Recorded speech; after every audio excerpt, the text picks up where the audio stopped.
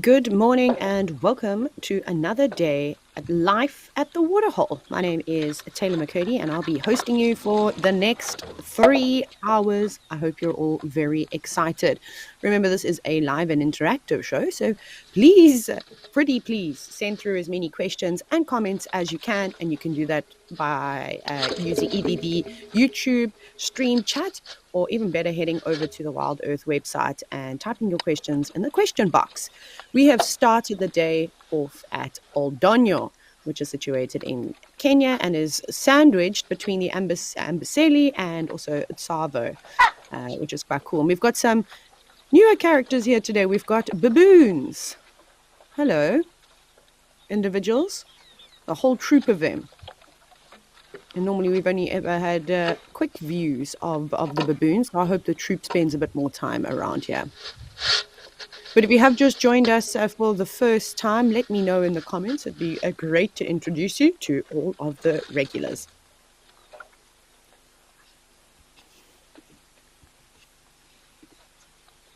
So if you are wondering, these are yellow baboons, not the chakma baboons that some of you might be used to seeing. But it looks like a lovely day here in Aldonio, a bit of a haze, but let's go check out what the weather is going to be in all the different locations.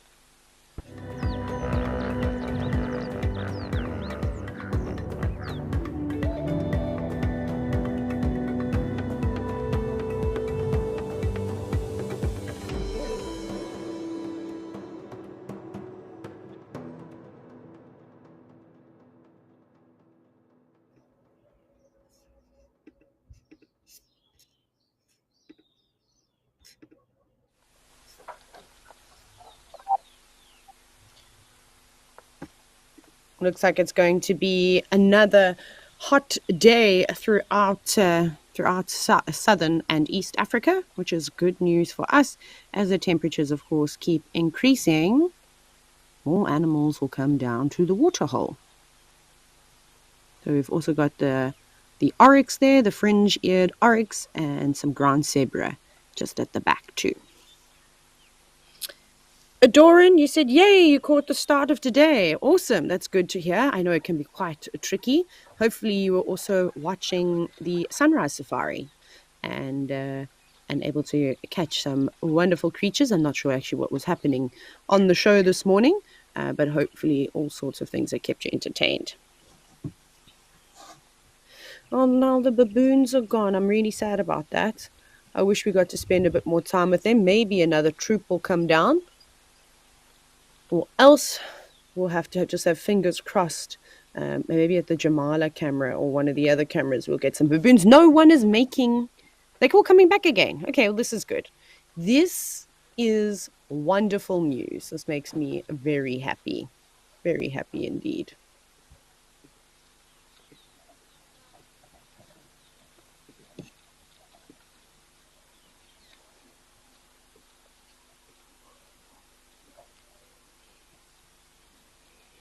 You can see them all going in to have a drink. This is a nice close view of the baboons. And you can see why they're called yellow baboons, because of the interesting coloration that they have. They look very similar to chakma baboons, but to be fair, all the baboon species look fairly similar. Just really color differences. The olive baboon, which you find in the Masai Mara National Reserve, so further down to the south, is a lot fluffier. Oh, impala also coming to have a drink. James Barker said, hello, Taylor. Good to hear from you, James. Looking forward to some questions from you, or perhaps anything, really. If you just want to have a chat, have some conversations, let me know. It's always so funny. I actually just muted the feed now because I needed to sneeze. For the first time ever, I got the timing right. But as I sneezed, it was like the exact moment that all the animals got a fright. Isn't that hilarious? Obviously, they can't hear me, but you can see how they're intently watching. Again, if you are just joining for the first time, I know I repeat myself quite a bit, but the animals tend to stare off to the left-hand side of the screen. That's just where a hide is, so there could be people inside watching. Yay, the baboons are back. This is quite a nice scene, another opportunity for you to potentially take a screenshot, save it, share it. And this is a big male baboon. Look at his size, he's huge.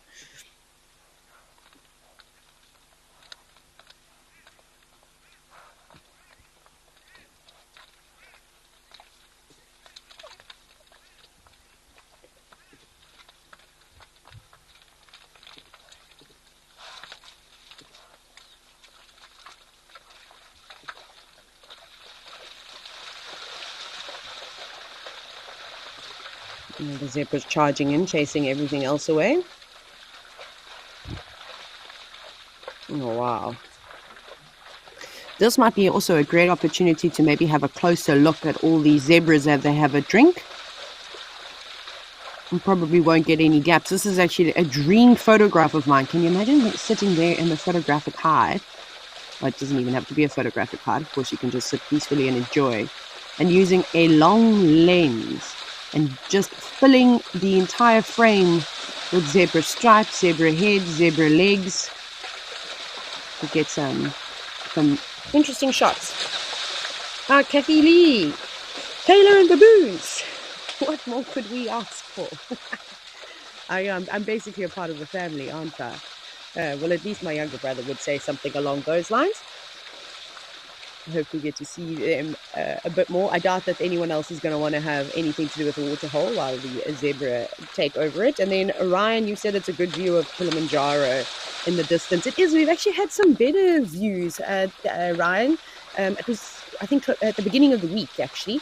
We had, or maybe it was on the weekend. Or was it the beginning of the week? I forget now. We were quite spoiled, but you can see that there's a haze at the moment, which is limiting our view, unfortunately.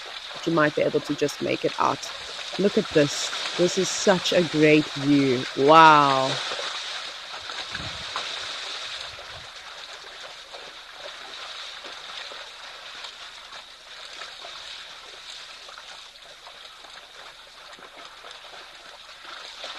This is exactly the shot that I was talking about. And you can kind of see how annoyed they get with one another. You see, it's not a particularly big waterhole. And zebras are known for being fairly ill-tempered. If any of you are equestrians or have even just spent some time around horses, you'll know that ponies can be a nightmare, and typically mares too, be short-tempered. Zebra are the worst of the lot.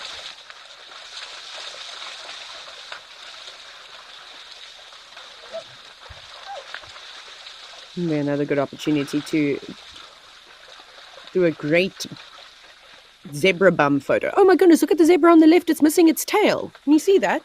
It's kind of just drinking. You'll notice it's just walking away to around there. It looks like it's a mare. And that is an unfortunate piece of equipment to not have anymore.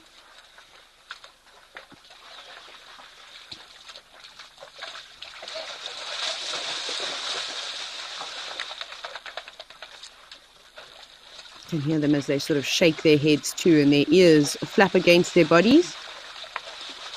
So many of them are just trying to have a drink. Oh, there's a bit of a dispute. You have to be careful of one another, because those kicks are quite powerful. You can see, look how well developed their hindquarters are. Well, here they don't necessarily want to hurt each other, but they just kind of give warnings. So they'll either, you'll see, zip round and bite, or of course just do not even really a kick, kind of just threaten and barely lift their hindquarters off the ground and sort of kick their hooves in their direction, but they don't always make contact. Normally that's enough to evade, not to evade, to deter them. And baboon again.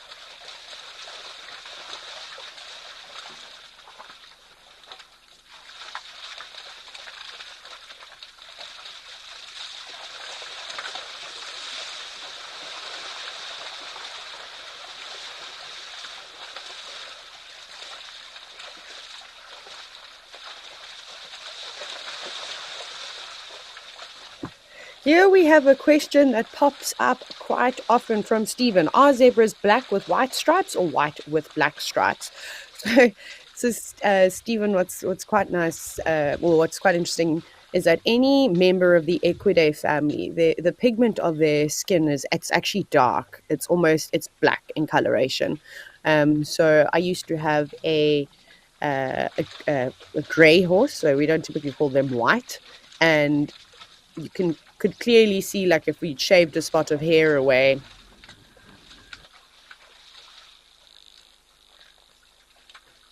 Sorry, I'm just sitting outside because it's such a nice day and it's a bit noisy on the inside with the vacuum and things going, but there's some vehicles driving past.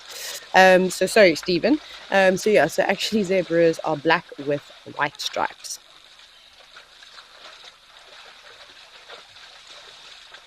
Earland also just trying to get involved there. Will you be brave enough to squeeze a gap between all those striped animals? They're much larger than a zebra. And there's even the gemsbok or oryx, right? I must call it oryx. Taylor call it oryx.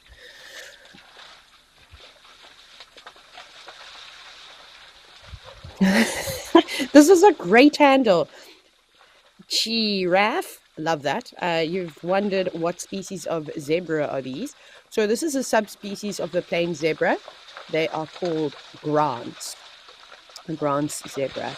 Another subspecies that we can also typically see that doesn't have the shadow stripe, as I'm sure you can notice, which is diagnostic of the plain zebra, is the crotchets, which you can see down in certain parts of Zambia and some other areas in southern Africa too. But like I said, one of the notable features is just the lack of stripes. And this has just happened from populations of zebra being isolated, and whether it be because of physical barriers such as mountains, escarpments, rivers, big lakes, whatever it kind of may be. And then, typically we see it in their coloration starts to vary slightly, but they're not a separate species.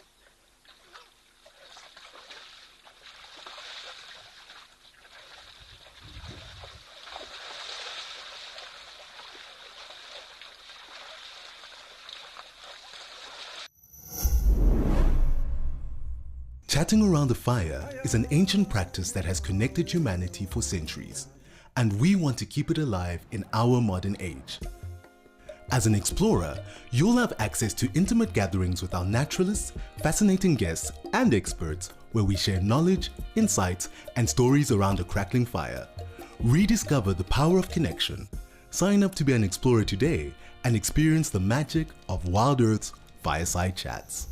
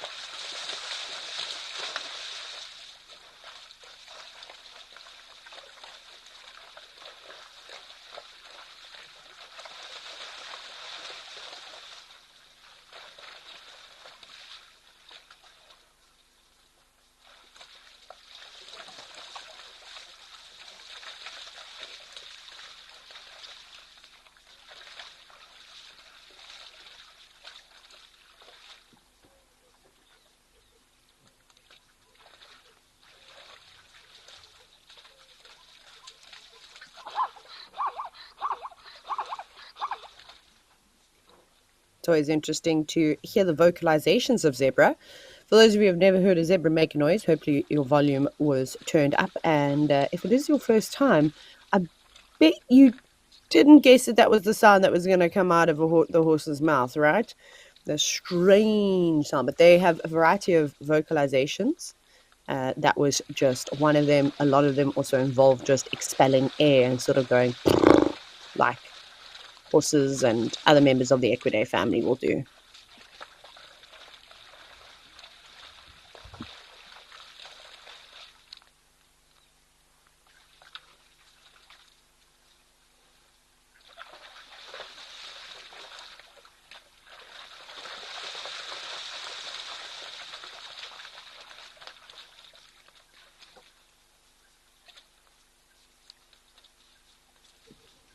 So I highly doubt that this is just one herd of zebra.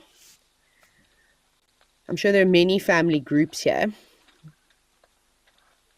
It's interesting, though, to see because male zebras, the stallions is what we actually refer to them as, they're quite protective over their mares and will quite often be sort of stay with their mares for a very, very long time. But if there were some young upstarts, some young stallions here, they quite often try to steal mares, which is always really interesting to watch.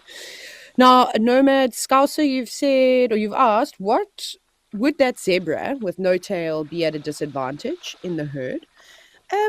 No, not necessarily. Obviously, tails are super important with a lot of animals.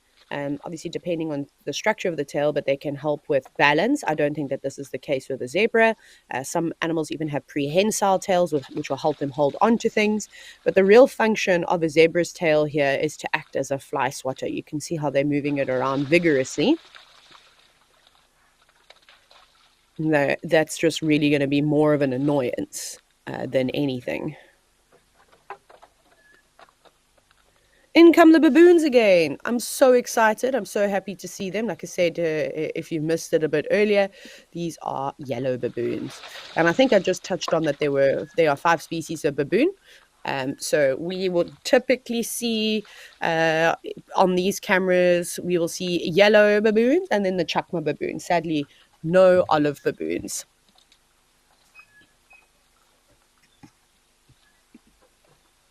Oh, and a warthog. Oh my goodness. What a great way. Normally the beginning of the show is a little bit on the quiet side, but as you saw when the weather sort of popped up, it is going to be really, really nice and warm. So I hope the flow of animals continues. And that's a big male warthog. Really easy to see. If we get another view of him again, hopefully he doesn't disappear too quickly. You'll be able to see how large his tusks are. Look like there's a second individual coming through.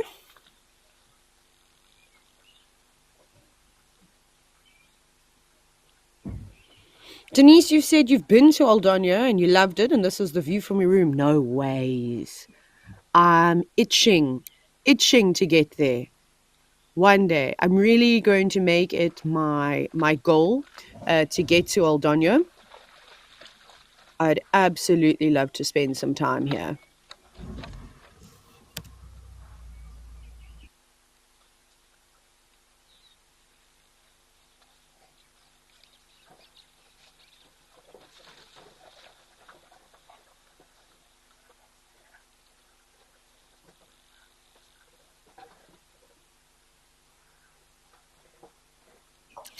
And here we go.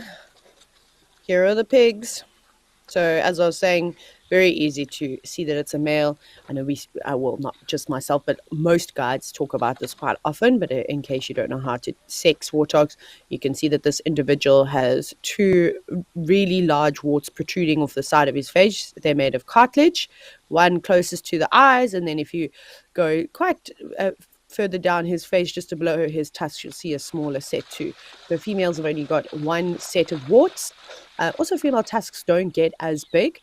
You can see that he's also got 2 pairs of tusks. So one that sort of curves up and around, and then there's another pair, the most dangerous pair, that protrudes from his bottom jaw. So they can also, of course, grow in different shapes. They can curve slightly like this, Otherwise, what they'll also do is grow kind of straight out. And because the bottom tusks are rubbing up against the top ones, they sharpen and become like steak knives. So for any predator wanting to take their chance with a warthog, they get big, they've got really tough skin, and they're not afraid to fight back.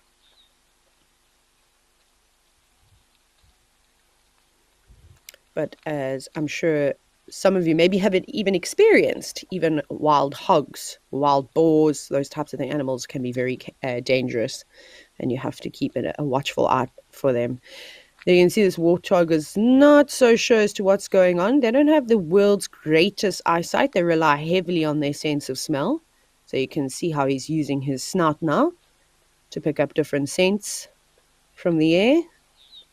He's also moving his ears around independently, just listening. Come on, boy, give us a little bit of a wallow while you've got a chance.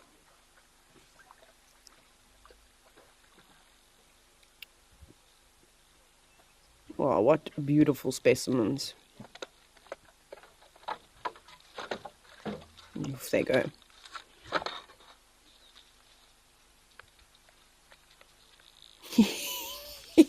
I love the little baboons' bums that just keep popping into frame.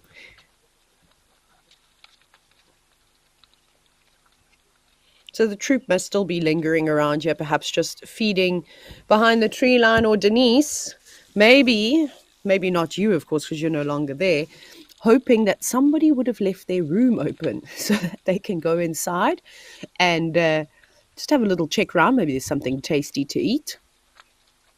Baboons, unfortunately, and vervet monkeys are considered pests because they are rather intelligent creatures. And we as humans can be a bit on the clumsy, forgetful side. And we don't shut our windows, we leave things open, and they learn how easy it is to get stuck inside there. And then one giraffe. Normally we always start our morning with giraffe. It was nice to have a change. And of course, when one giraffe makes its way in, plenty more do the same thing. They can see you well above the tops of those trees. I think someone maybe might have moved around. It sounded like, I don't know if it was a door opening. I'm not actually sure, but they didn't enjoy that too much. But they'll come down to drink in just a moment.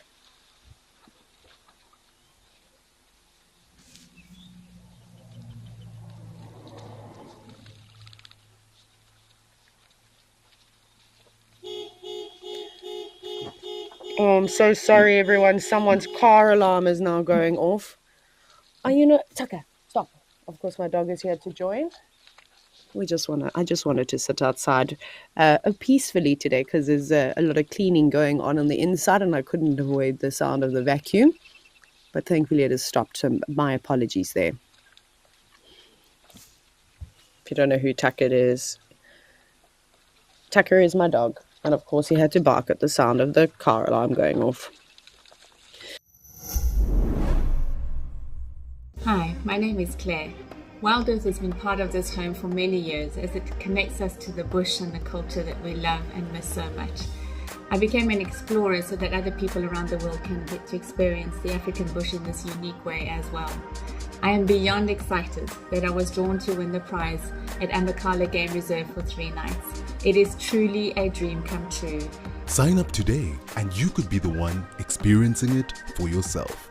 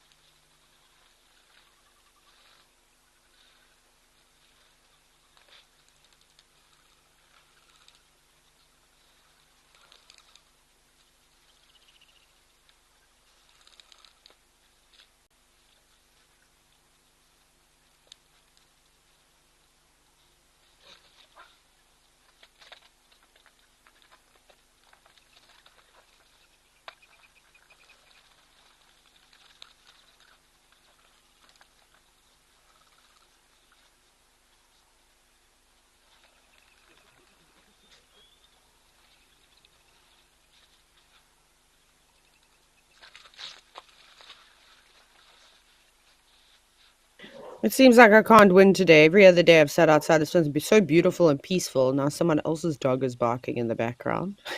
I'm going to be hopping inside soon. And hopefully be a bit quiet in there. So if you can please bear with me. Denise, it seems like you've traveled everywhere. I need to come on safari with you. I hope that you are all watching, you all get an opportunity to come on a safari. It's so worth it. It's one of the best holidays and experiences you can go on.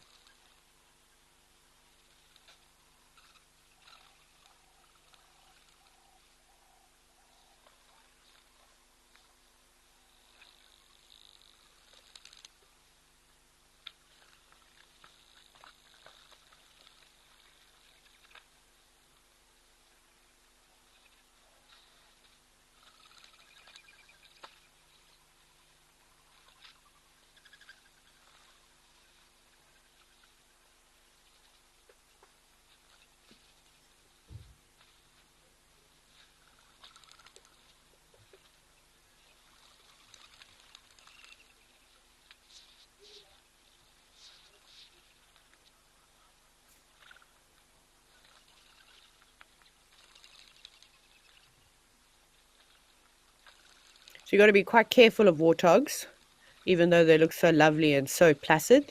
They become easily relaxed around people, almost tame. And when animals become tame, you really need to have your wits about you. They'll get right close to you and then decide at the last second that they're actually not happy with you being around. I know many people that get hurt by warthogs.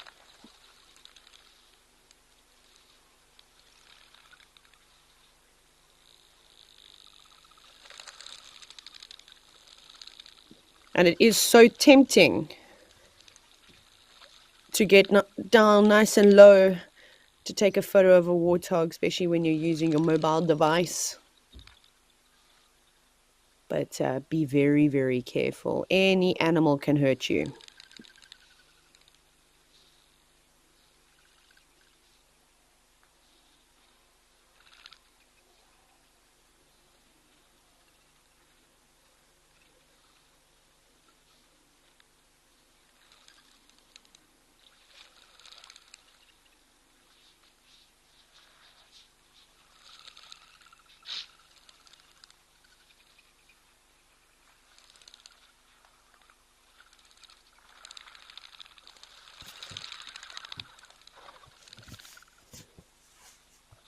Merino twine. Have you ever seen a wild spotless giraffe? No, I have not seen a wild spotless giraffe. I know obviously there's that young calf that was recently born in a zoo. Um, and yeah, to be honest, the only giraffe that I've seen that have looked so interesting while I was in Ruaha National Park in Tanzania, there was some giraffe there that was so light in color. I don't think that they were quite leucistic. I just think it was the genetics that were passed down from from their mother's sort of genes, and perhaps mom looked quite light in coloration too, but not leucistic.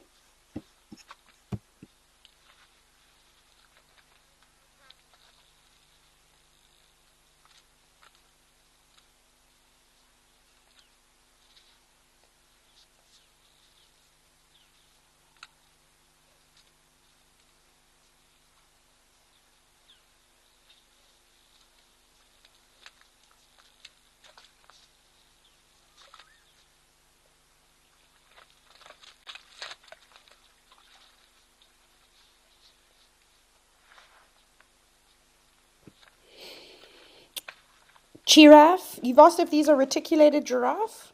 So no, these are not a reticulated giraffe. This is actually the Maasai giraffe.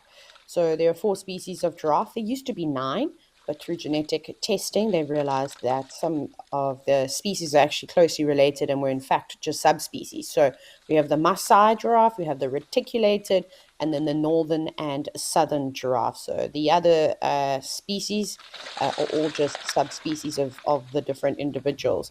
So Maasai giraffe are the tallest of the lot. I've also got an interesting pattern, but giraffe, a lot of it will also have to do with where they occur. That's probably the easiest way. And giraffe patterns vary too, just like any animal patterns. No two patterns are alike or are similar. Maybe to our eyes they look quite similar, but there'll be noticeable differences. And in fact, for example, like let's just use zebra and giraffe here. It's almost like a fingerprint to them. Yogi, you said, where did all the water go? So this is a man-made pan here. This little, well, the man-made water hole. So I can't remember. Please excuse me because I have a brain the size of a Rice Krispie, so I forget things all the time. I can't remember if they pump water into this. I think they must, or if it's just filling up naturally. So someone will have to just help me there. I am so sorry.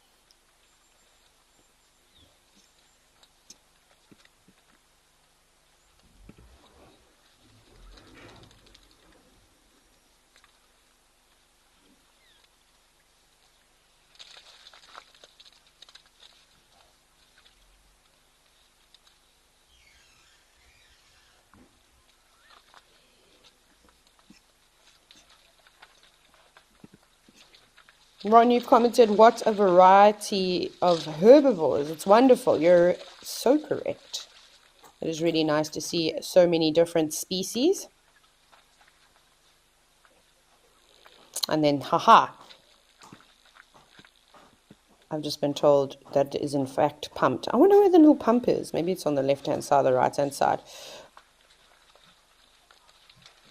So it's probably just hidden away quite nicely. So what might have happened is they haven't put the pump on for a couple of days, or the animals have just been so thirsty and they are drinking it quicker than the pump can sort of handle.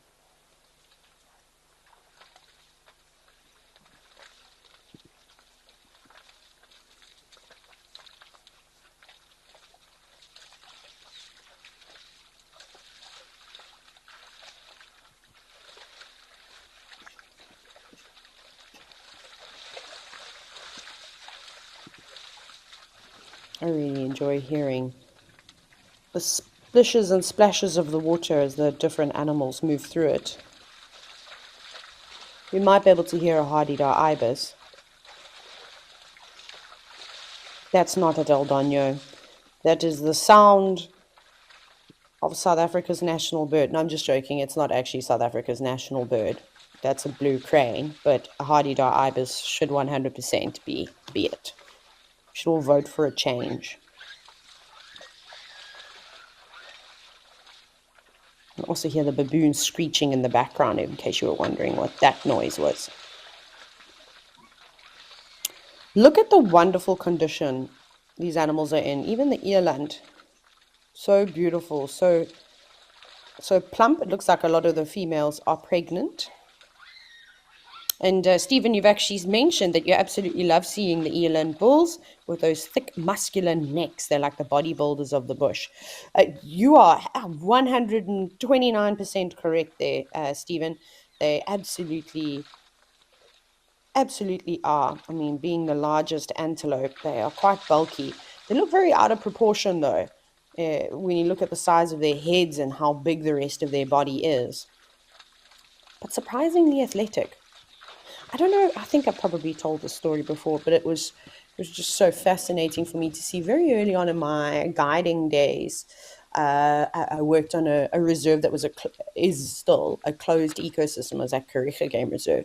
And as I'm sure you're aware, one of the things that has to be done consistently is a change up of animals to just ensure that genetic diversity is at its fullest and that there's potentially not too much inbreeding going on. And they were removing a couple of the big eland bulls and actually bringing in new individuals. So they were just doing a swap with another reserve.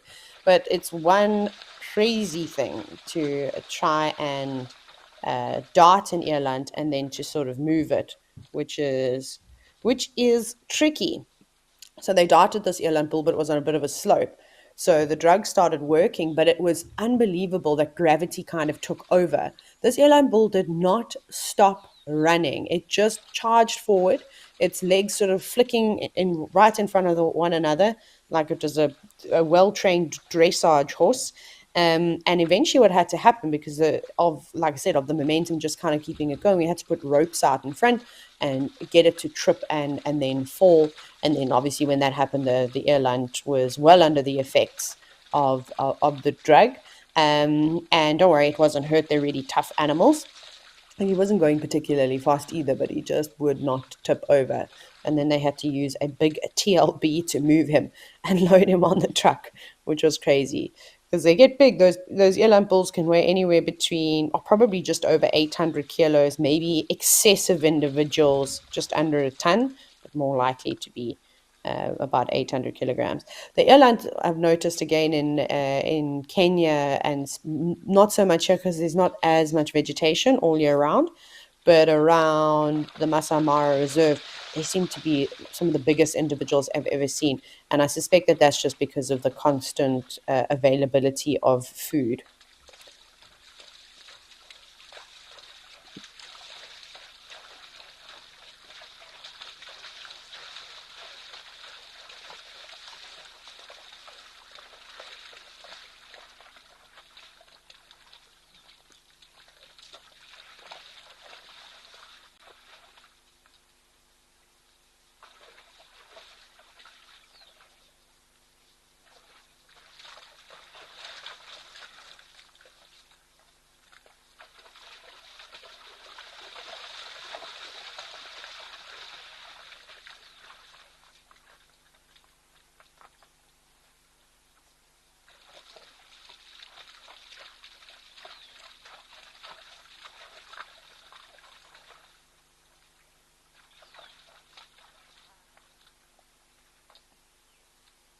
Oh, sorry, I muted myself. I was just pointing out it looks like there's a Thompson's gazelle just at the back on the right-hand side, in case you were wondering, what on earth is that thing?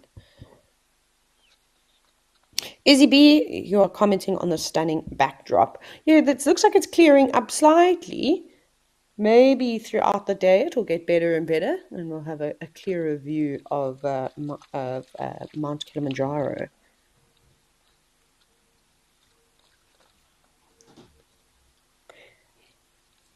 Not unusual to just see one Thompson's gazelle standing around. Quite often find the males holding a territorial sort of spot. And then if they're lucky enough, females will sort of pass on through. Then they'll try and keep them within their territories for as long as possible.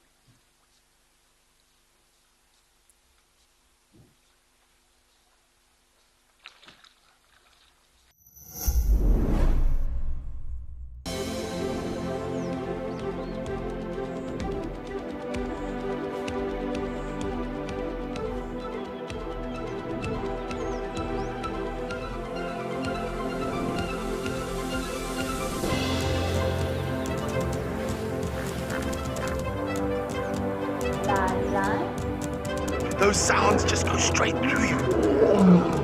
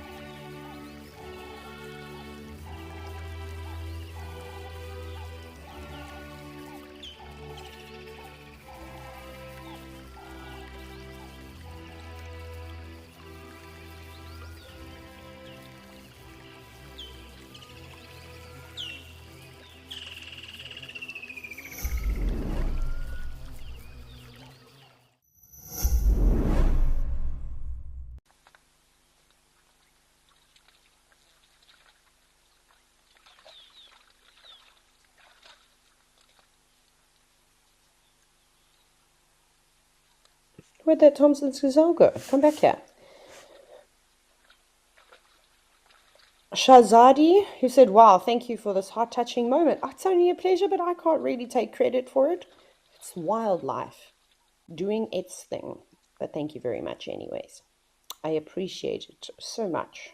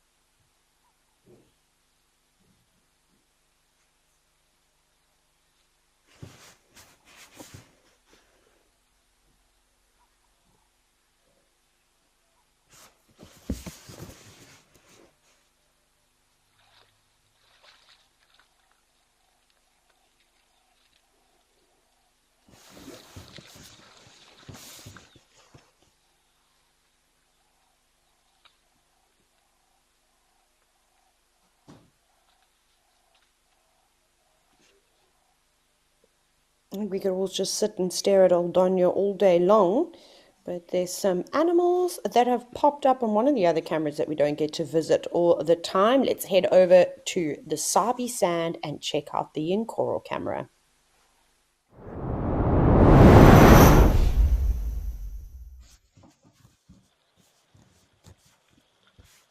Hello, Impala. One thing we should definitely try and do is for all of you to see the difference between the impala that we see in Southern Africa versus the impala that we see in East Africa. And what you will notice, although hopefully it will be a big ram amongst this herd, is the size of the horns. There's just a couple of youngsters here, so that won't be a good comparison. But they're much smaller in Southern Africa than they are up in East Africa. And again, it's just for exactly the same reason that I mentioned. There's just so much food availability all year round, and that plays a huge difference.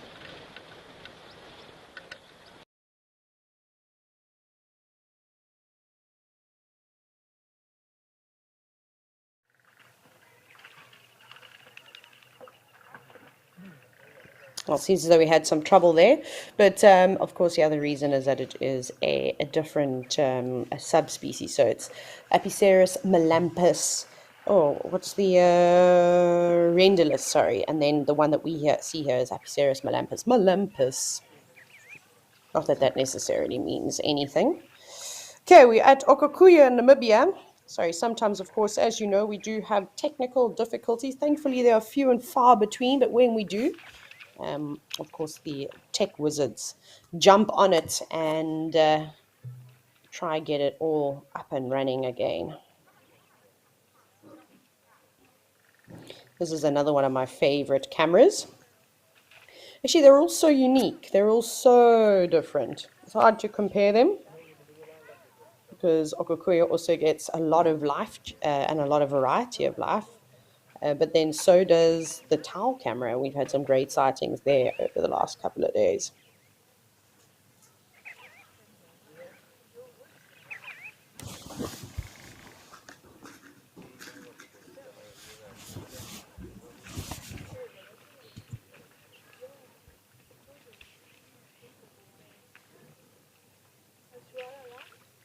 Maybe we can have a closer look at some of the animals. Oh, actually, on the right-hand side, can we go into the right? I don't know if you can see there's black birds. At least I think they're birds. You won't believe it earlier when we were doing checks before we went live, because of course that's part of the procedure. We make sure that everything is working, that you can all hear me loud and clear. Sorry for all of you. But there was a herd of wildebeest that had come down to drink, and it was zoomed out so far away. I was like, that's a monster herd of warthogs. It wasn't. So I just wanted to double check that I was indeed looking at storks. What are you? Can anyone make out what they are? They're marabous. They look like marabous. They're just all tucked up. It's very difficult to tell. My goodness, no one's stumbling around. I'm just looking at the size of the beaks. The very dark coloration on their backs and the white underside. And their white feathers on their belly.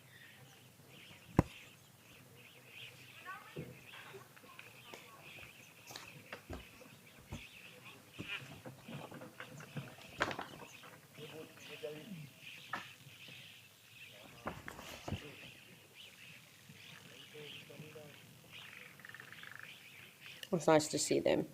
We haven't actually had the opportunity to spend much time with marabou storks, so that's another bird we can add to our list. Where is my book? See, I'm disorganized today. I've put things, everything that I own is in 100 different places, and I have to find it. I don't know, does anyone else do that? Like, I'm probably the worst at doing things like that. Put things down, can't remember where they find them.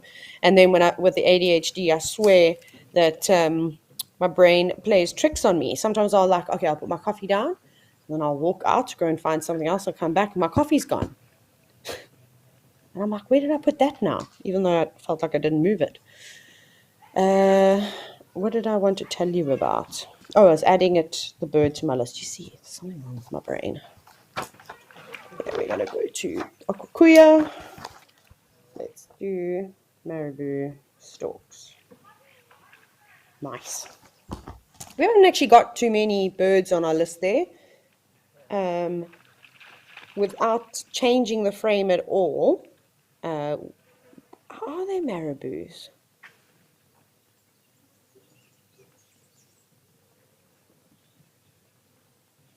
Or no, they can't be abdomen storks. Oh, they are.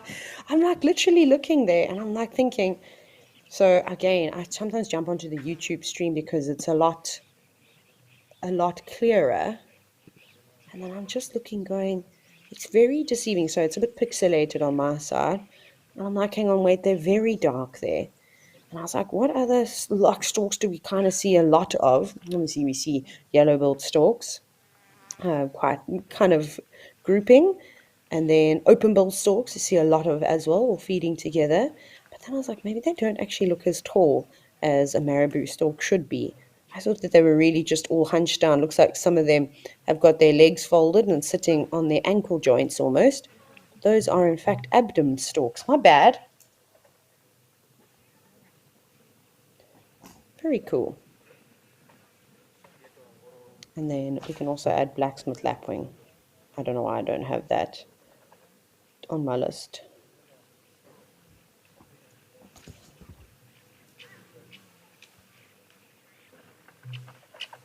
It's one thing I found particularly difficult to do on the cameras is accurate birding is a tricky one to do. Unless you're able to get a completely close look. Obviously, the longer you do birding, the easier it is to be able to identify them just by their sort of overall and their general appearance, their shape and size you can kind of use. But it's of course best to use a pair of binoculars if you can, or in this case try and zoom in as much as you can to identify the birds. But like I said, it's a bit tricky when you're dealing with with these cameras. Obviously there are some limitations to them.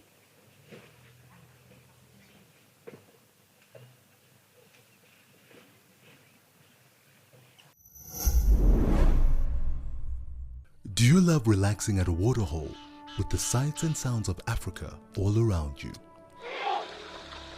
Well, we have some really exciting news for you. From August 1st, Africam is joining forces with WildEarth to bring the majesty of Africa right into your living room with 9 incredible new waterhole cameras from across South Africa and Kenya. Get ready to embark on a new journey. This is Live at the Waterhole.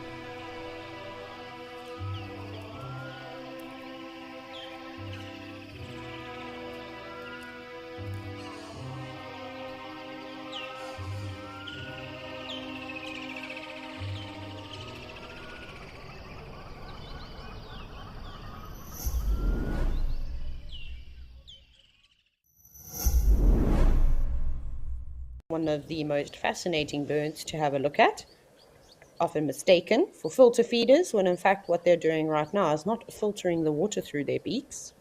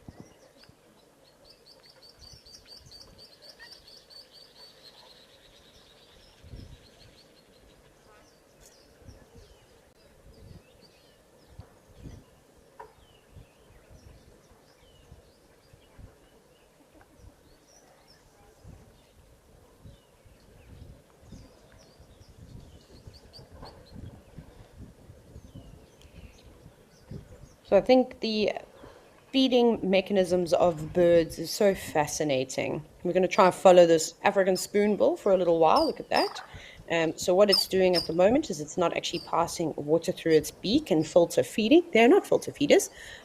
So you'll see how it puts its beak in the water slightly agape and moves it vigorously from side to side, just hoping to maybe flush out and also find uh, any invertebrates or frogs or fish. They have quite a varied diet. So this is obviously quite an active way of feeding.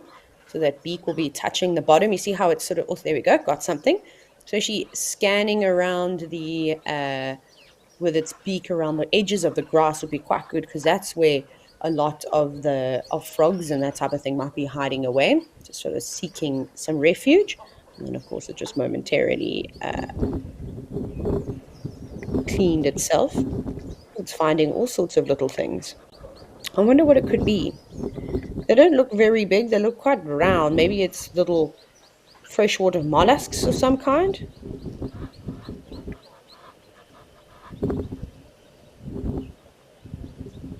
Oh, it's doing very well in that patch.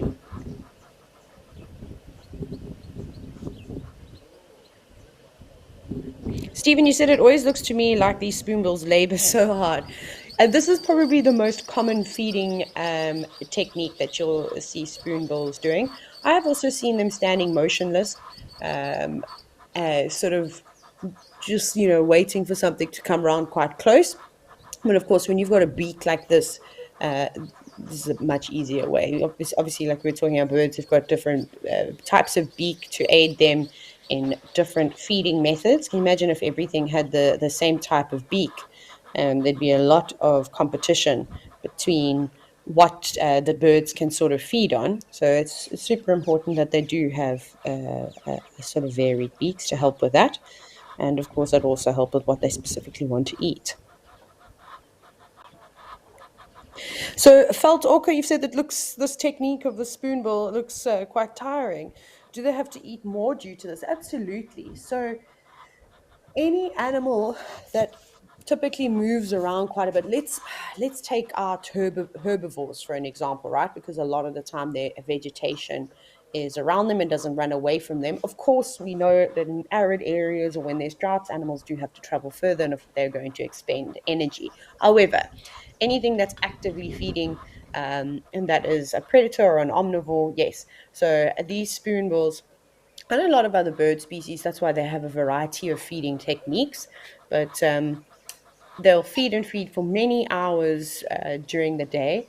And ideally, if they can get quite a big meal, that's great. Then they don't have to eat as often. But in the case of the spoonbill right now, we can see it's just catching small things. I can't even see legs on it. I don't know if any of you were able to sort of pick that up. Whee! Sorry, we're just having some difficulties with the camera.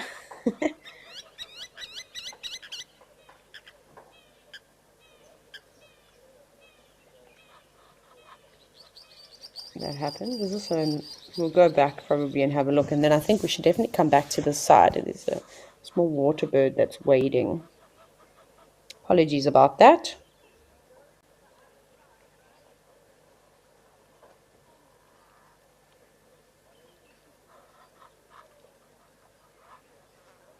Now we just got to find the spoonbill again.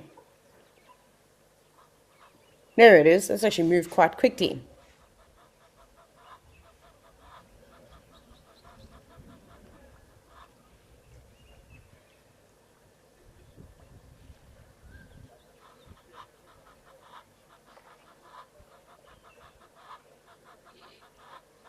But I think it will be quite difficult for us to really identify what the spoonbill is eating unless it does catch something like a little fish. I suspect that there'd probably be barbel or catfish of some kind in here. Denise, you said that the spoonbill's got the whole place to himself. There's actually quite a few other birds that we are going to have a look at. I think while we have the opportunity, this is one of the best areas to bird, and this is where we have our most bird species that we've racked up on our list. We've already got African spoonbill on the list, but if you haven't added it yet, remember to pop it on the list. There's some black-winged stilts. We've got yellow-billed ducks, white-faced ducks, and whistling ducks. Let's see what else. Because you want to keep trying to sort of add new ones.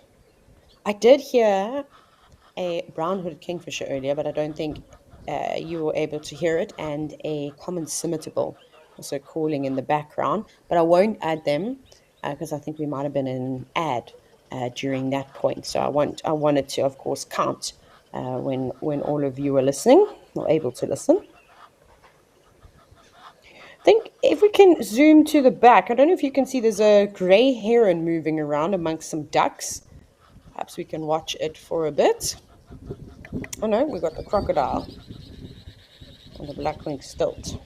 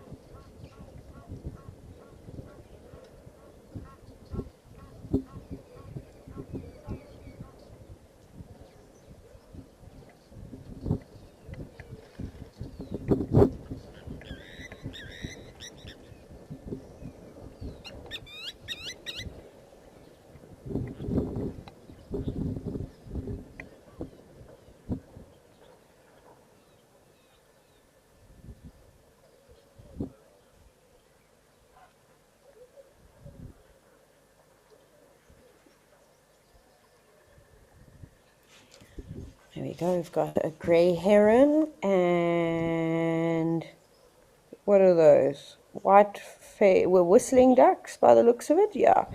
Billy, you've asked do we have black egrets? So black egrets have actually now been changed to black herons, if I'm not mistaken. But do you get a couple of egret species? I think it's the salty egret. I just have to double check because we don't really see them very often in South Africa, but I've seen them in Zambia before. So yeah, it's not salty, slatty egrets, which are quite dark in coloration. But what used to be the black egret is now the black heron.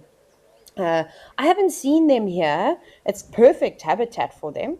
I have seen also probably the best sightings in Tanzania and in Zambia of the black herons. There, in case you're wondering what on earth it is, it's the bird that creates the umbrella over itself. And there's that very funny video that goes nighttime, daytime, nighttime, daytime. I'm sure you're all familiar with that. So the heron at the moment is not really doing much at all. It was just sitting, sunning itself, preening its feathers, as all birds spend a lot of time doing. Right now, I'm not sure if it's actively fishing, but I so enjoy watching herons as and storks, of course, as they feed.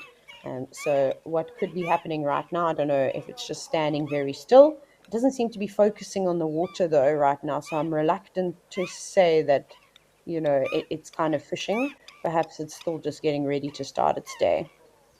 Bill, you've asked or you've made a statement that their beaks must be very sensitive. You're 100% right. They're uh, little sort of like nerve receptors, if you will, inside those beaks. So they're able to pick up on movement because that water is very murky. It's quite difficult to see any movement. Sometimes with fish, especially because their scales are sort of reflect a lot of light, they might be able to see shimmers of the fish every now and then.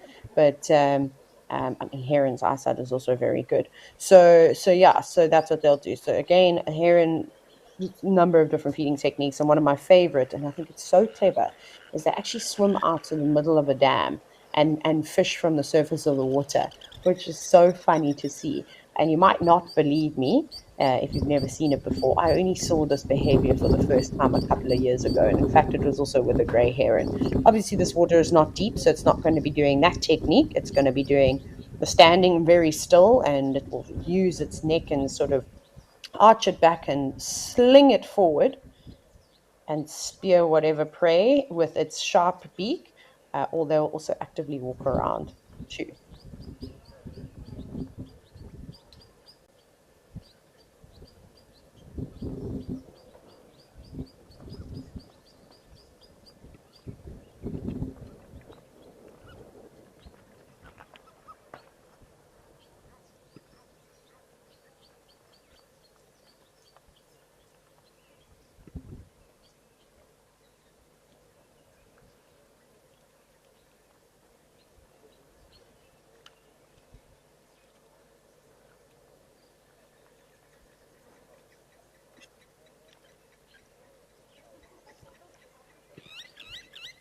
Oh, Victor, you've asked, where do I like to go for birding activities? Oh, you're going to probably not like me for this.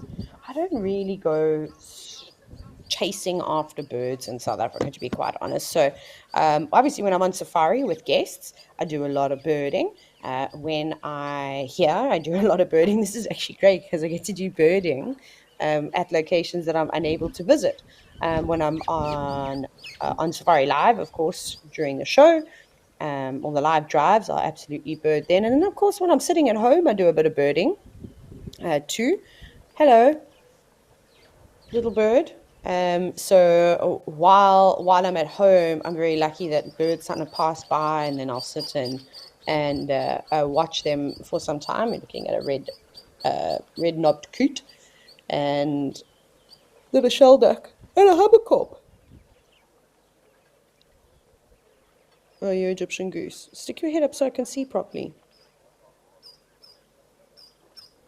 Otherwise, probably my favorite areas, but I'm so biased, is spending time in the Lower Zambezi National Park, and they also have a lot of like flooded wetland areas. Um, so not so much along the open waters of the river, although on the Zambezi River, you're very lucky you can get to see African skimmers, which is quite a cool bird to see. Oh, that's definitely an Egyptian goose in the front, and then Hammerkorp also just preening its feathers up on the log. So yeah, so in those sort of flooded areas, oh my gosh, there's so many reeds. Unfortunately, there's a lot of hyacinth as well, which is not an indigenous water plant species. So you see lots of jacanas, you see a lot of black herons, different types of egret species. Like it's super cool. Lots of kingfishers. So that's probably one of my favorite places to go birding. But there's still so many areas that I haven't got to. So like I said, oh, and in forests. Oh my goodness, I love spending time in forests. We, of course, in South Africa don't have many true forested areas, but up where I live in Hoedspruit, it's quite cool because there's sort of like this Afro-montane forest at the base of the Drakensberg mountain, and then there's this area called Mahubeskloof, and there's some nice specials there where you can see like emerald cuckoos certain times of the year, Narina trogons, and quite a few other like sort of special forested species of birds. So I enjoy that. There's also the morning chorus that comes out of a forest is really great. So we should just keep an eye out as we scan through this area.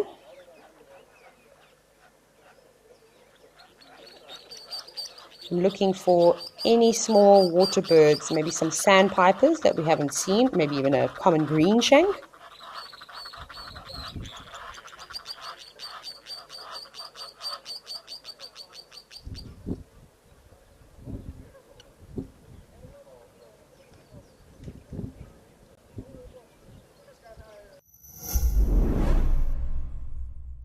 Did you hear?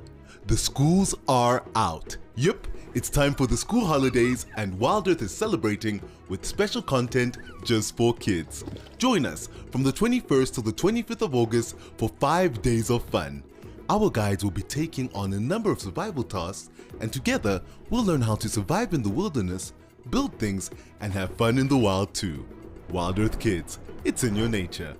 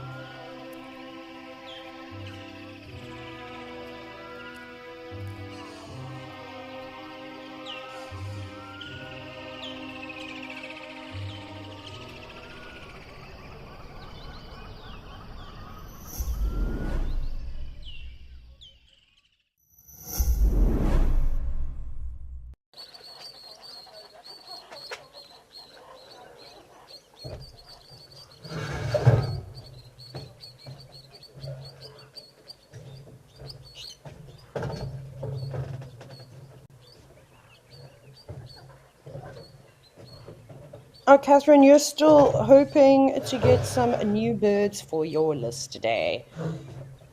Hopefully, maybe it'll be some of the sandpiper species if we can find them. But again, they're quite tricky because they're typically a smaller bird species and will hide away and camouflage amongst this vegetation. Also, what is that bright green stuff growing there? Does anyone know? A vegetative plant. I don't know what it is. I kind of just wish I could step out into this wetland area and go and check out what that little plant is. Is that a common moorhen? Turn around. Got a little bit of white on the wings there. Was it the coot swimming around again? No, it looks like the coot. Ooh, and a big spurwing goose.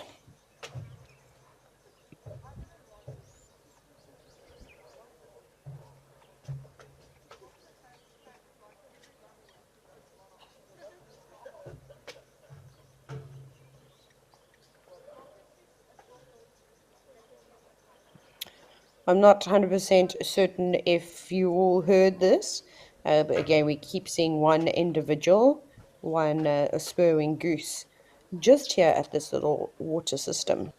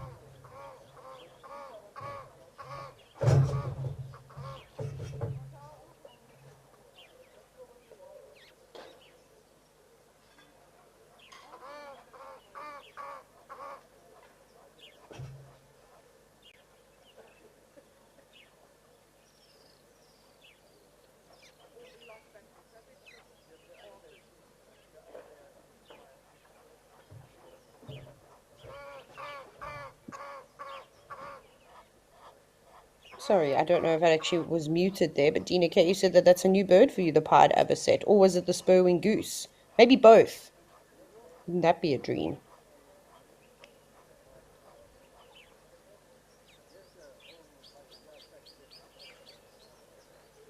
Not doing any feeding today. They're just taking a moment. Well, we saw it feeding earlier, just taking a moment now.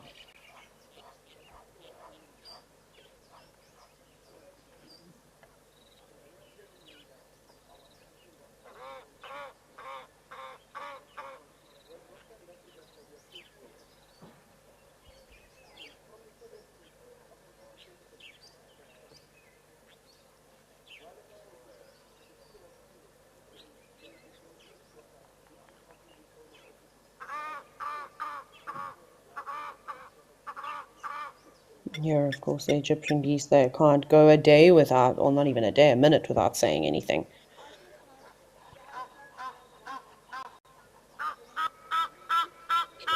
There's a small bird on the top, not top, where the water meets the edge on the left-hand side. There's a little bird moving around there. I don't think we're going to be able to zoom in any closer. Just trying to see what it is. That looks like one of the sandpiper species.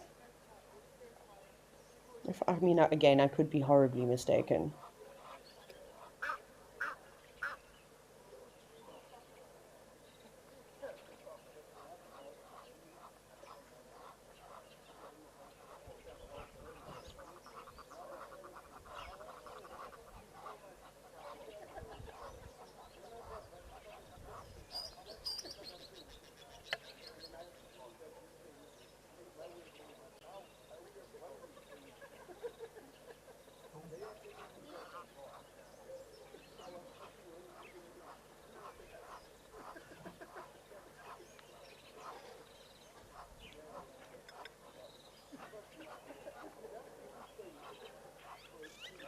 Bill, you've said thank you for my informative narration. It's a pleasure. I'm trying. It actually becomes quite tricky. Obviously, I must be honest. You know me, I'm very honest all the time. It's one thing being in the bush and being able to get out the car and look at different things. Obviously, it's fun to watch and learn about individuals that become residents and kind of get to know them. But it's always difficult to try and find something new to talk about. So that's why the questions are, of course, super handy, because what's interesting to me might not be necessarily interesting to you.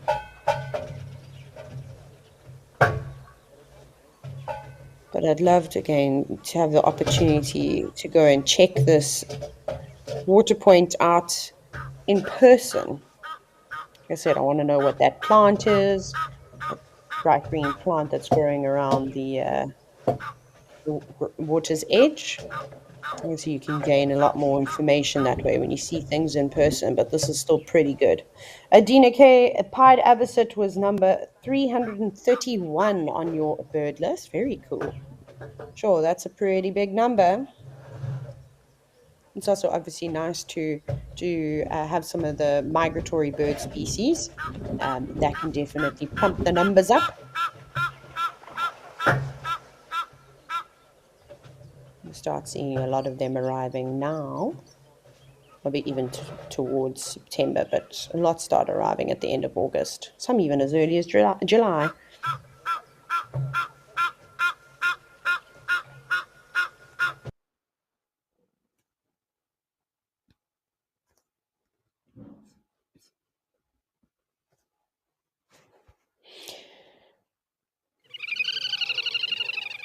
Okay, sorry, we had a glitch there, but we are now at Okakuya.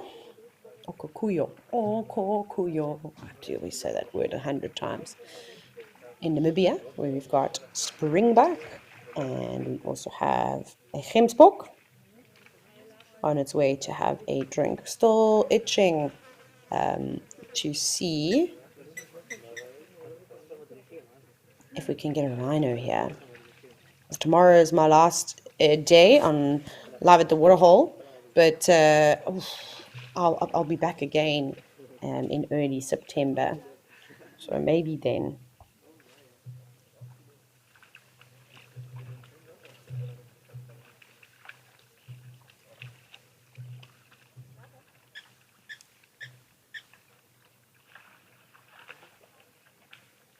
I also can't believe we haven't had any elephants yet. Isn't that a big surprise?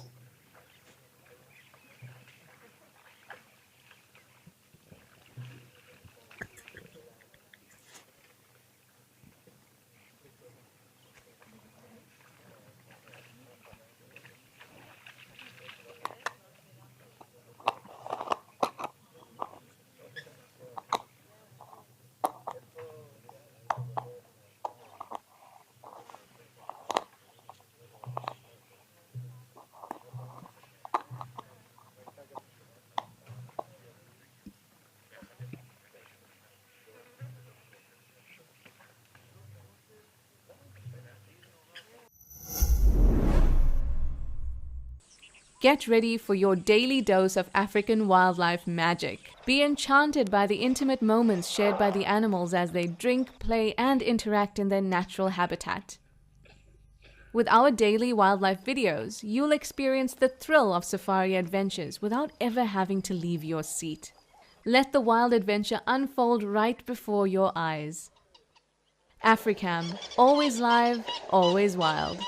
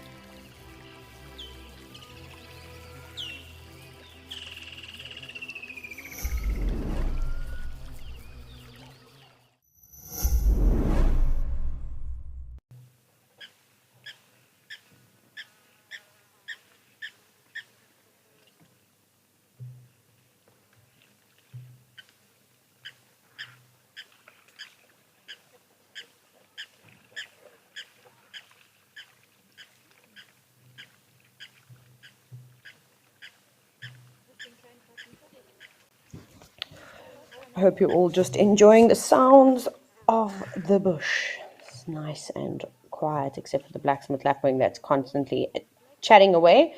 But as you know, we desperately need your help to keep the show alive. So head on over to the Wild Earth website and click on the donations link if you've got anything that you'll be able to support us with. Please and thank you.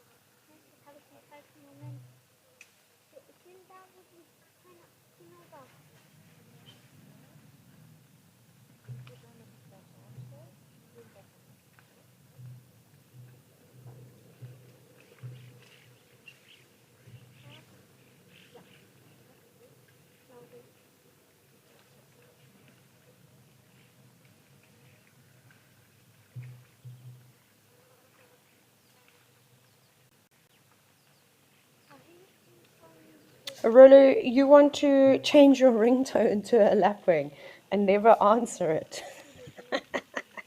I don't blame you. My phone lives on silent for the most part. I suppose just being in the bush all the time, you can't be having your phone ringing. That's kind of just safari etiquette. But yeah, so a lot of people have bird calls as their ringtones. Occasionally, like I pop my head up looking around, going, "Why am I hearing a fiery neck nightjar inside and during the day?" And then I realize, aha, that's kind of what's going on. Does anyone have a bird call as their ringtone? Or if you were to have one, maybe you can share with all of us by commenting on the YouTube chat or potentially even heading over to the WildEarth website and using the question box there. Let me know. I think if I were to have a bird call as my ringtone, something that kind of sounds like a ringtone. Has any of you ever heard a striped kingfisher call before? That's quite a cool one. It's also just monotonous and loud. So I think if you have a bird call where the sound is quite pretty, maybe you won't even pick it up, you won't hear it. So a trumpeter hornbill could be another good one. That would be a great alarm to actually have. That would get you up very quickly out of bed.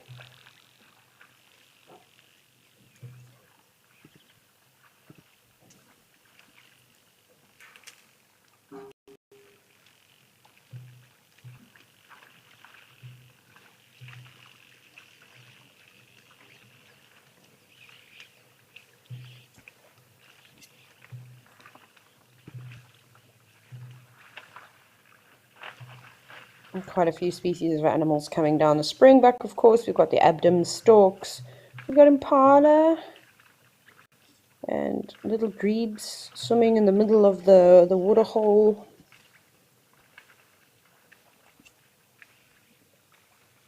And of course, a beautiful kudu bull. Maybe we can try and have a look at that kudu bull if he decides to stick around.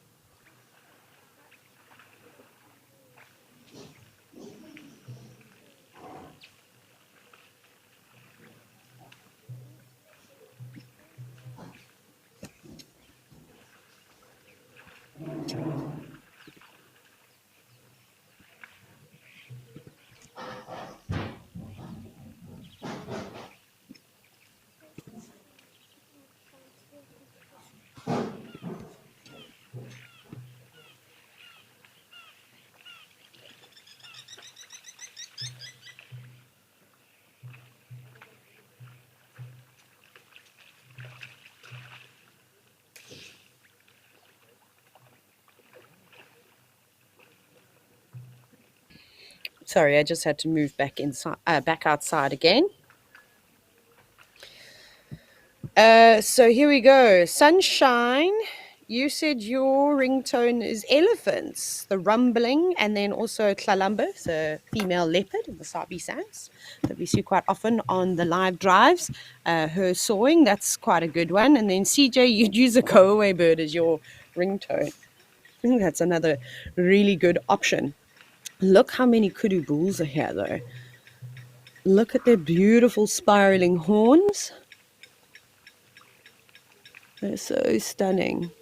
And we always only, well, not always, but we quite typically just get the quick glimpses of kudu on the live drive. So it is really nice to have them all here when we can enjoy the view.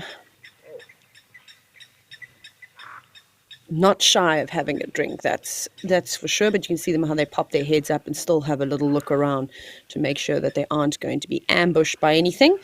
But luckily for the kudu, there are so many different animals around here that if lions were to come charging out, that potentially, not potentially, it's highly likely that one of them will give some kind of an alarm to notify them. And Gina K, you also want the go away bird as your ringtone, and you said that's usually how I feel when it rings. I'm terrified. I never answer my phone either. I'm like, if people, firstly, I don't have a lot of cell phone reception, so that's a tricky thing to do. Otherwise, what I also tend to do is, I mean, like, if you know me, and it's important, you probably have my email address and or WhatsApp, because obviously connected to the Wi-Fi for the most part if I'm in a signal zone. But otherwise, I don't answer it very often.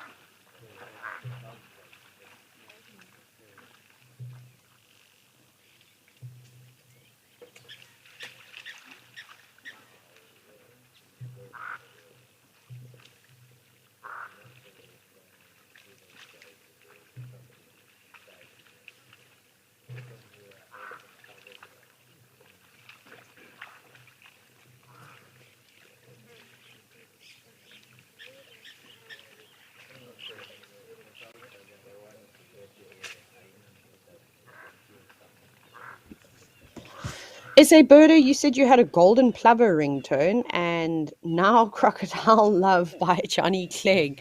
If you haven't heard that song, you should definitely go and check it out. That's a interesting choice of songs.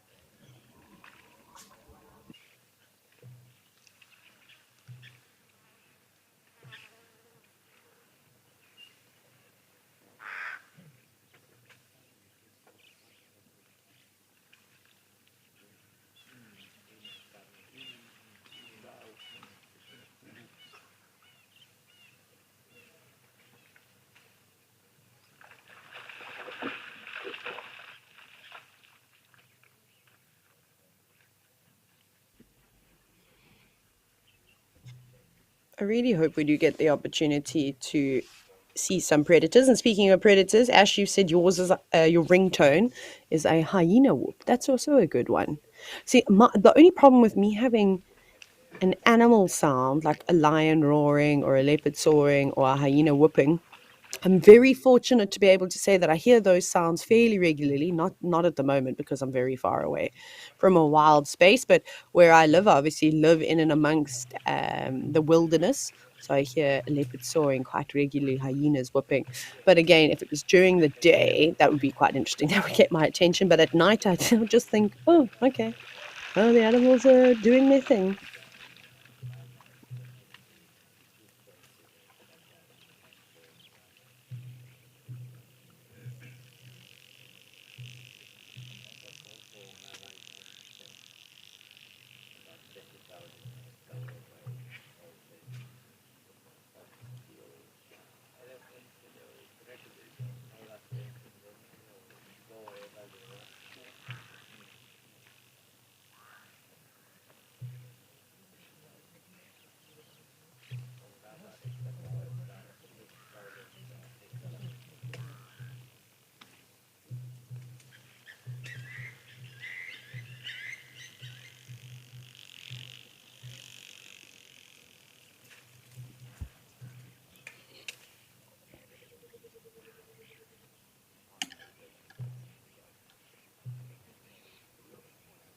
This is looking very quiet. It's a pity that the animals and elephants, well, not the animals, but elephants aren't coming down just yet. But let's go check out Tau Lodge. Maybe we'll get some that side.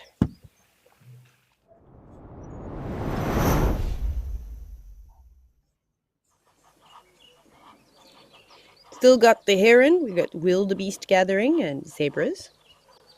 Spoonbills now also, well, not also, still searching for all sorts of things to feed on. And a crocodile who's been there for a while.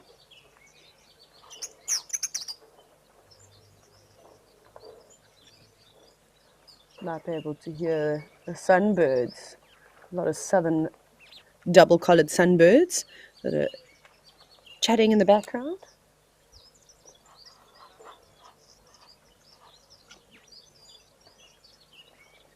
Not on this camera, but where I'm from. Where I'm sitting. Oh, spoonbill, was that something delicious?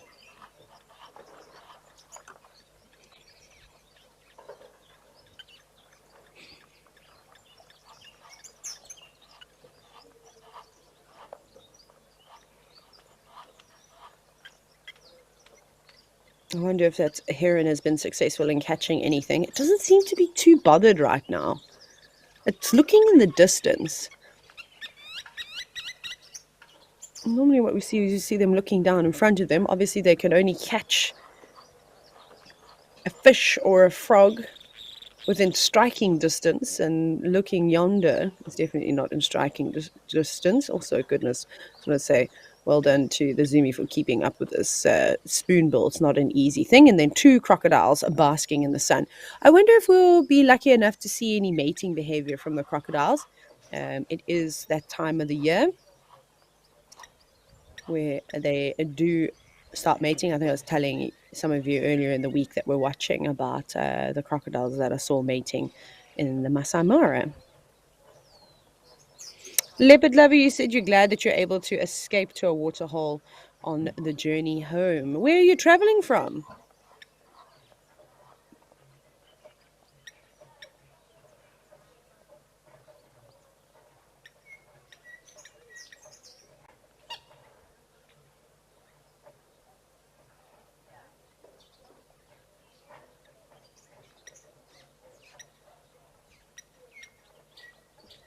Obviously, though, with crocodiles, sexual maturity is not determined by age, but actually size.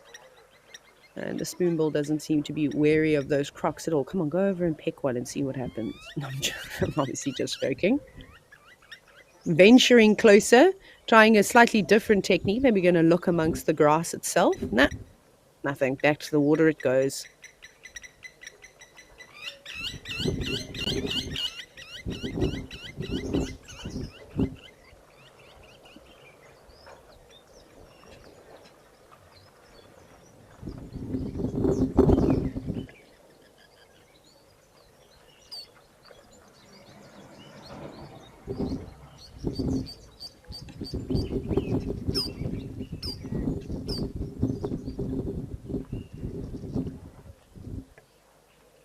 I wonder if the spoonbill is so fascinated by.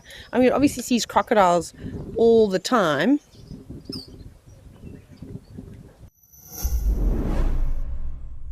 We love all the support. We read all the comments, and now we want to acknowledge our biggest fans. Do you know when Ribbon was seen last? Or the names of June's cubs? Do you remember the last time we were up close and personal with an elephant? If you answered yes to any of these questions, then you are in for a treat. WildEarth's Fan of the Month. We are looking for you. For more details, make sure to read our monthly mailer and keep an eye out on our social media pages. WildEarth, it's in your nature.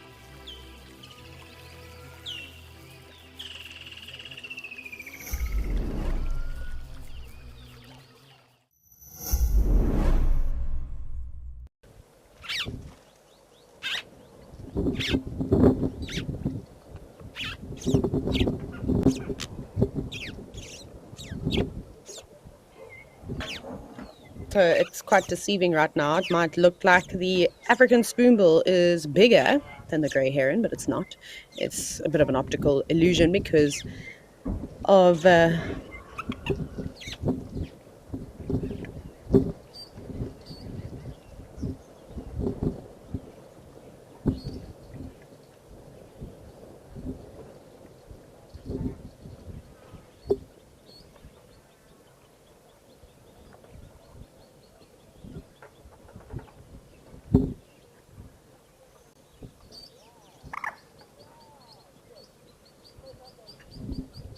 sorry, everybody. Like I said, today is the world's busiest day. I've never seen so many people come and go, dogs and all sorts. So I just had to stop it as somebody was driving out. So what I was saying is that the spoonbill looks larger just because it's standing up on slightly higher ground and it's closer to the camera, but the herons are much taller. Catherine, you've asked, do herons hunt by sight or do they feel prey in the water when it's close? I think they're able to determine their prey species by both things. I mean, you can obviously see, you can see how the heron is actively looking for ripples on the water. And I did mention earlier that if they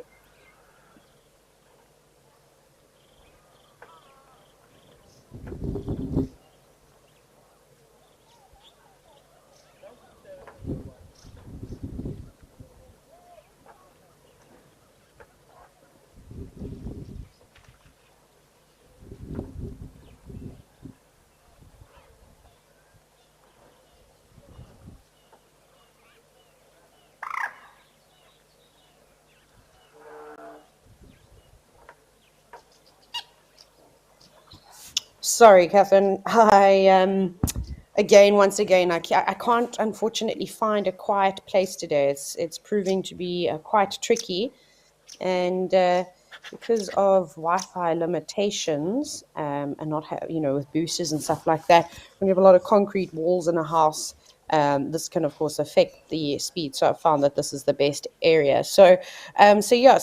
With regard to that heron, it's using both. I definitely think if something crosses over their foot, like a frog or a fish, it's definitely going to be able to feel that. And then, Wally, how difficult it must be to preen with that bill. I think you're talking about the spoon bill that was vigorously removing feathers. Absolutely. But again, they get used to it and they figure out a technique that works for them. So even look at those birds with really sharp, pointy beaks. It must be quite tricky, but they manage nonetheless.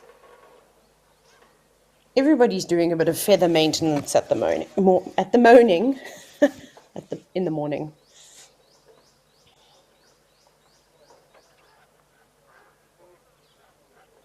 What's that tiny little thing? Is that a blacksmith lapwing chick? Can we go off to the left again? It was just past the Egyptian goose.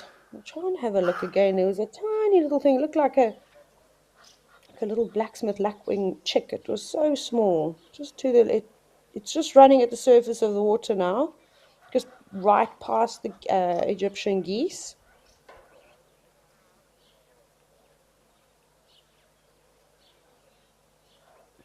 Oh, we've got teals.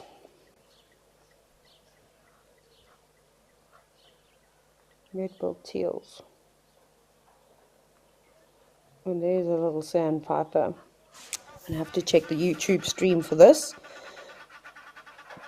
because the feed I've got is really, really difficult to see. But from what I can see right now, look at you can see the white supercilium, the eyebrow, quite a dark sort of mottling feathers on its wings. I can see a little white piece that kind of extends between the breast and the wing. That's a good feature. And then it's white underneath. So when we are identifying birds, like I said, if you don't have binoculars and that type of thing, it can be a little bit on the tricky side. But even just if you have a quick look and you're able to pick up on one or two of those features. It's difficult to get an understanding of size here, but something that I'm specifically looking at. So you see, it's quite mottled in coloration. So there's a couple of them that we can look at. We can look at the common sandpiper. We can look at a wood sandpiper. These are just a couple. I'm more inclined to say that it's, oh, it's gone now. Maybe a wood sandpiper. I can't really tell the coloration of the legs, but just you can see there's a lot of white flecks in between the darkness now that I can see quite clearly. But you can all let me know what you think.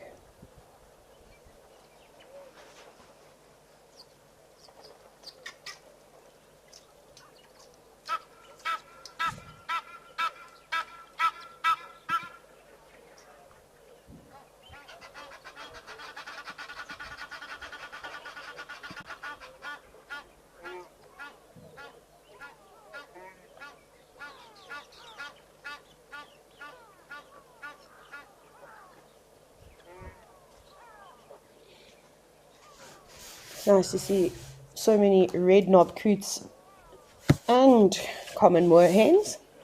Now we've got the black-winged stilt. Also, here's another example of birds preening their feathers. So we've also got a little three-banded plover there. I wonder if they all watch each other and decide, oh, that one's preening its feathers, maybe I should do the same thing.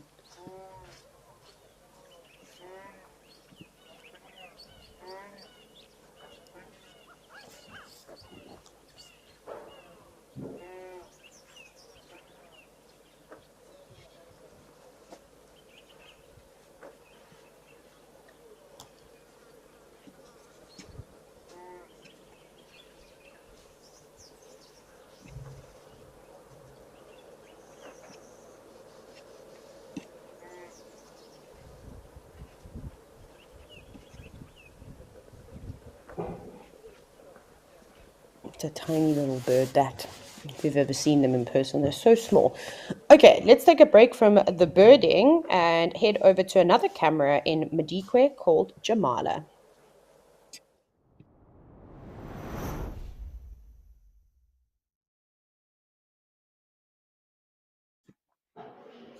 Here we are, a very different scene. So zebra, impala. No elephants. I cannot believe it.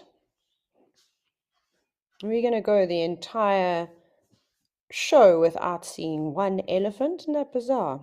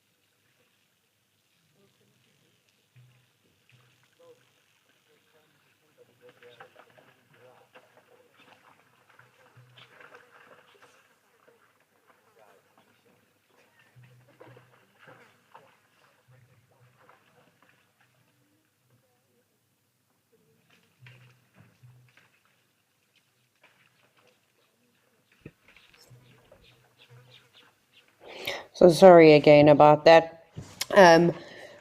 We just lost audio at Jamala, so we're back at Okokuyo in Namibia.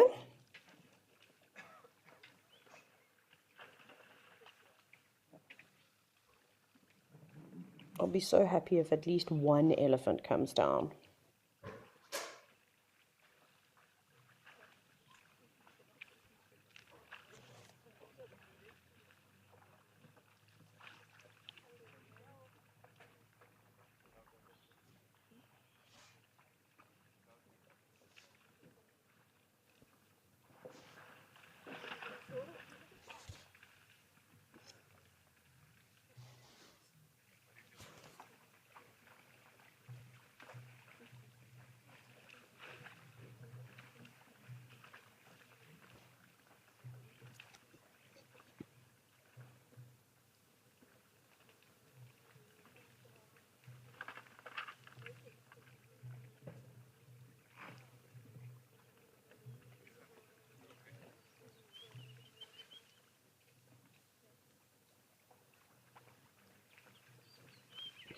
Well, you've asked if these are white salt or white rock salt. Uh, no, as far as I understand, I don't know. Well, now that you say that, I have no idea. I doubt it. I haven't really noticed when salt in these soda pans does start to dry out. I haven't really sort of noticed it clumping together significantly. You normally just see a sort of white residue on the ground. I'm not sure what type of rock species this is. I've tried to extensively have a look at the geology within this area, and I can't find anything.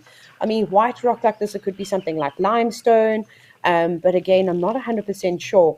It would be so much easier for me to go there, but I will try and have a quick look again now and just try some different ways to word it. But if anybody has been to Okokuyo in Namibia, and maybe your guide told you exactly what or about the geology specifically in this area, then you can share it with us. There's a giraffe. Hello, southern giraffe. A different species from what we were seeing at the Oldonyo camera in Kenya.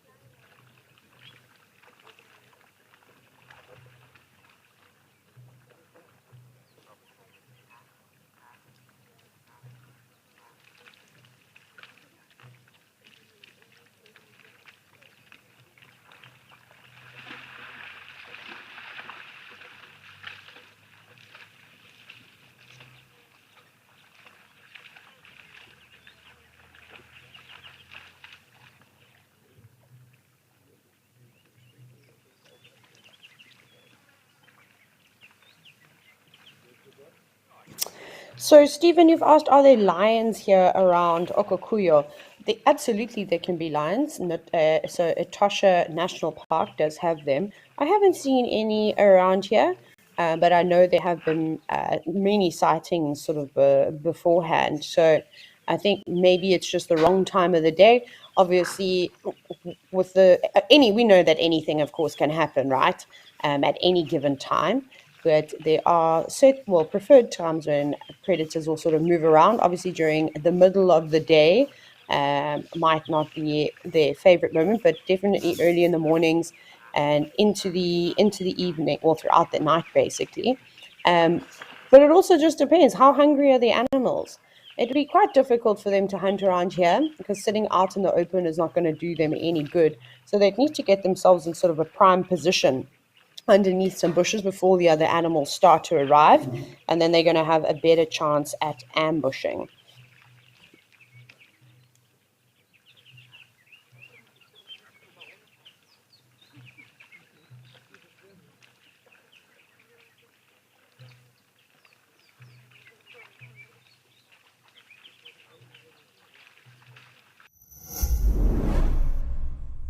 Are you WildEarth's biggest fan? Well, we have a brand new competition for you. Join our naturalists on Safari Live and listen out for weekly questions. To enter the competition, head over to our Instagram, search #WildEarthFanOfTheMonth and comment your answer under the post. The monthly winner will be determined by the total quickest and most correct answers. We announce our winner at the end of every month. Tune in to Safari Live daily.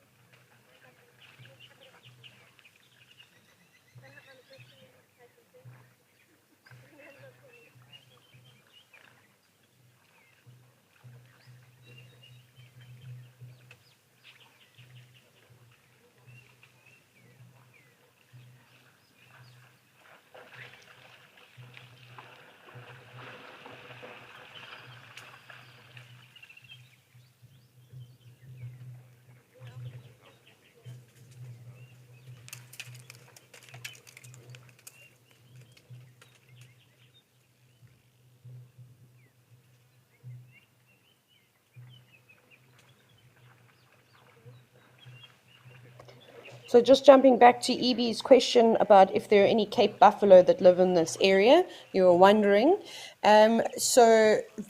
Historically, yes, the same thing with wild dogs. I don't know when the last sighting of wild dogs were, but the last sighting that was recorded of a Cape buffalo was in the 1950s.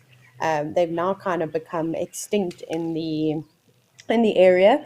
It must be quite difficult for buffalo, especially during these sort of arid times because of the lack of grass species. And buffalo literally eat grass. They do eat a small amount of leaves, but they aren't able to uh, digest the cellulose and leaves very well. So we normally see that during sort of times of famine or if there's new green and leaves. But like I said, it's really not a part of their diet, just a small percentage.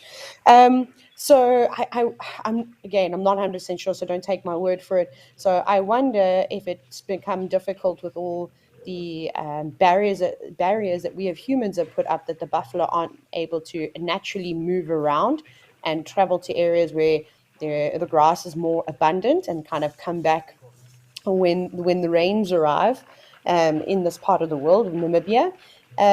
So that could definitely be a reason to it, or perhaps they were also just hunted extensively around here. So one of those two reasons, I suspect, would be the issue.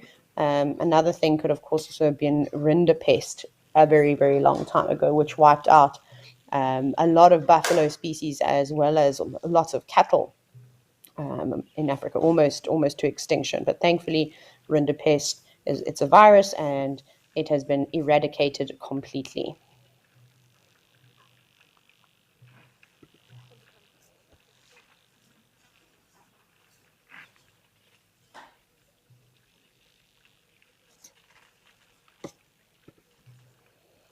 No, it's not too far away, for big herds of buffalo to move to Botswana, for an example, where there are huge herds of them. So I wonder if it has something to do with that. Well, the springbuck having a drink and one helmeted guinea fowl. Maybe there are a couple more behind it. Slowly pecking around all the dung that has been opened up. You might be able to see those sort of brown patches, or even just on the sand. Maybe there'll be some seeds, perhaps even a few insects, but I don't think very much for a lot of these bird species at the moment. It's quite tough for them. Looks like there's some fresher dung on the right. You can see how much darker in color it is. That would be ideal. That would definitely be attracting a host of insects. Bye, animals.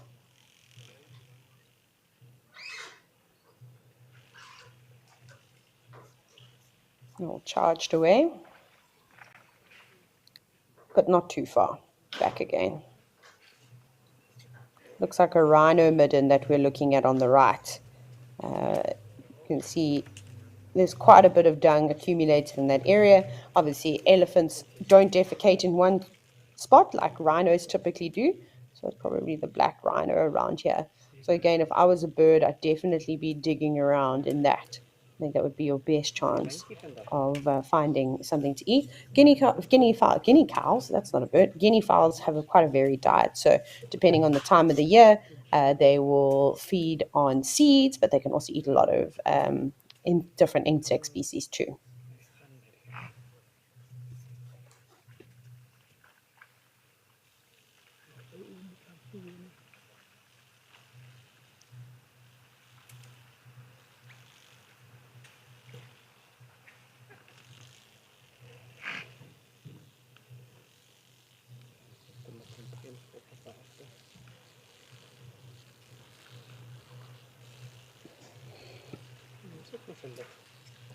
Okie dokie. Let's go and check out Jamala once again. And I've still got my fingers crossed for a couple of elephants.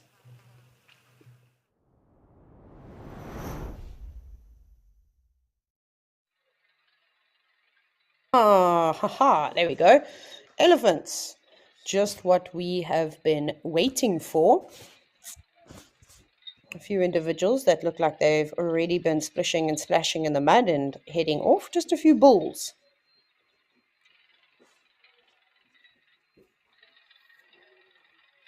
not spending too much time around there. Maybe we can have a look and see if there are any more elephants coming down, or if that elephant on the right does make its way to the water. We can try and watch that too when these individuals move out of frame. That big one is a cow, so being tailed quite quickly by that youngster. But you can see she doesn't look like she's particularly impressed with him. She keeps turning away. Look how she keeps swinging her head back, kind of looking. I wonder if it's mom and youngster.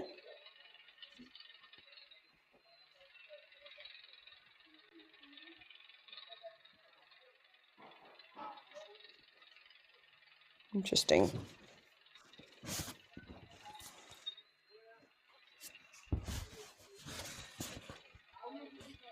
Oh, this bull has also splashed himself with mud. I think he's going to follow that cow and younger bull. He's also picking up the pace now. Are you going to go in the water? Go back in the water. We'd like to watch you for a little bit. Don't disappear so soon. We can't just have a glimpse of elephants. It's devastating.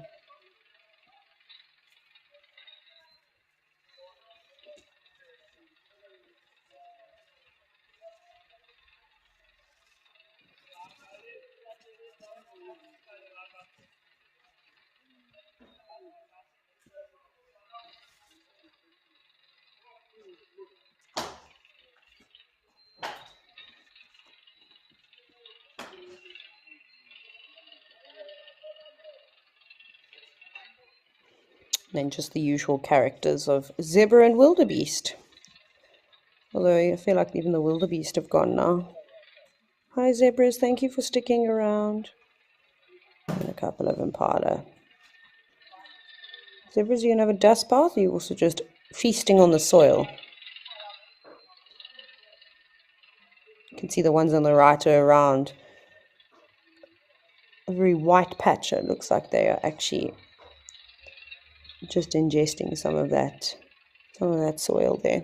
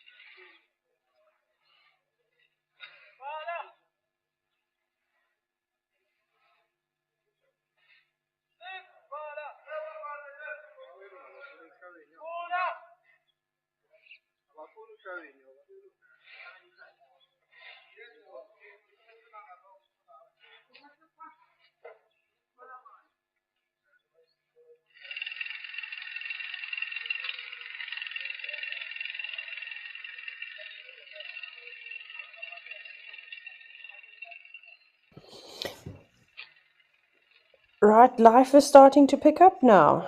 The zebras bravely came down for a drink. Warthogs just passed on by, which is a pity. I don't know why they want to hang around. Maybe they're going to head to a different section. Yes, they are. Come back, warthogs.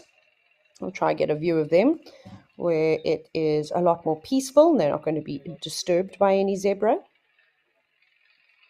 So it's really interesting.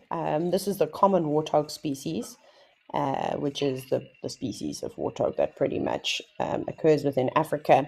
But down in the Eastern Cape of South Africa, currently where I am, or some of you, of course, know, Amakhala and Kariga Game Reserve. It was thought for a very long time that warthogs didn't exist in that area, but thanks to archaeologists, they've found bones and then some journal records that there was a species of warthog there, different to the common warthog called the Cape warthog. But sadly, they went extinct in the early 19th sort of century. I suspect maybe being hunted out again. The Eastern Cape was not is not great for grazing. It's within the thicket biome, so small evergreen shrubs. Oh, hello, elephant. The warthog's now obviously moving out of the way. And now warthogs are actually a pest in that area. Look how quickly everybody's going to get on out of there. We've got a breeding herd. Hi, everyone. Thank you for joining us. Literally waiting right to the end to grace us with their presence. And they know exactly where to go. Especially that cow on the right, she's going straight to where the pump is. The zebra's bravely coming down again, going to try to find a gap. They should be okay on the other side where they've been drinking. You see the less experienced elephants might try and have a drink in the murky, muddy waters.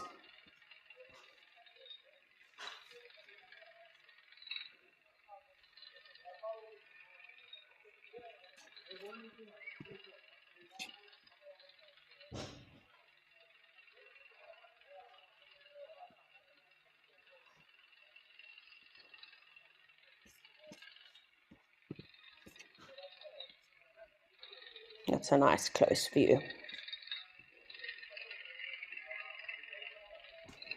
Those two little ones, two youngsters, not teeny tiny calves. Definitely a couple of years old.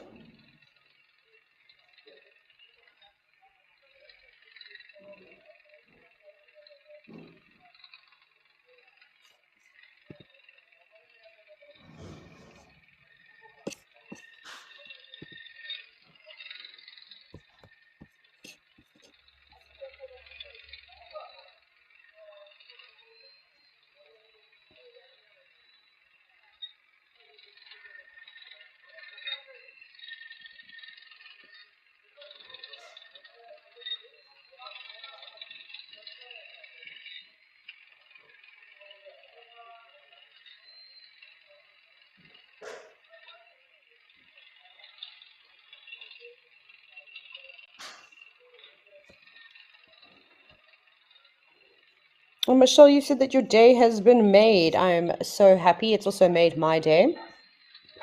Well, I love seeing elephants every single day, whenever I can. and it's one thing that I'm definitely missing. Although I am only on the coast for a couple more days, I'm leaving very early on Saturday morning and to head back up to the low veld, where I'll be able to surround myself again with elephants, and I look forward to that. It is so lovely to see them.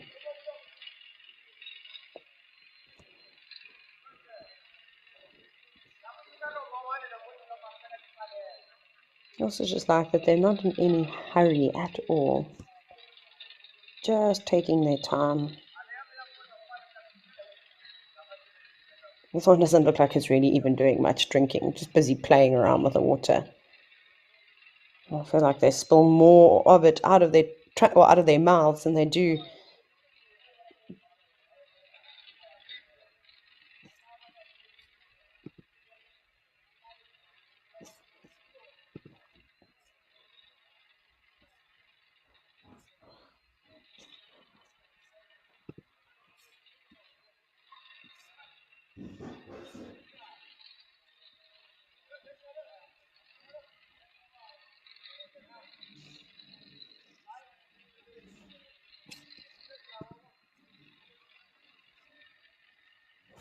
It's also funny how they all spread out to have a drink. It's obviously quite difficult for them to all get the nice fresh water. I don't know if they're pumping water into it right now, perhaps.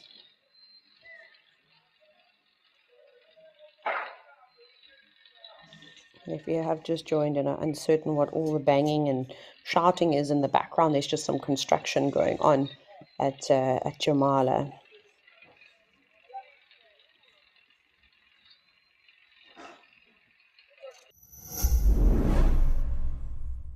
On Woodbury Lodge's episode of Destination Safari. I'm so used to views I forget to mention it sometimes. Underfloor heating in the bathrooms, air conditioning, all those luxury items. Dinner is a full three-course meal, starter, main and dessert. Early morning drive, and on that drive you might see some slightly different things, some rare things. Destination Safari, bringing luxury safari travel to the world.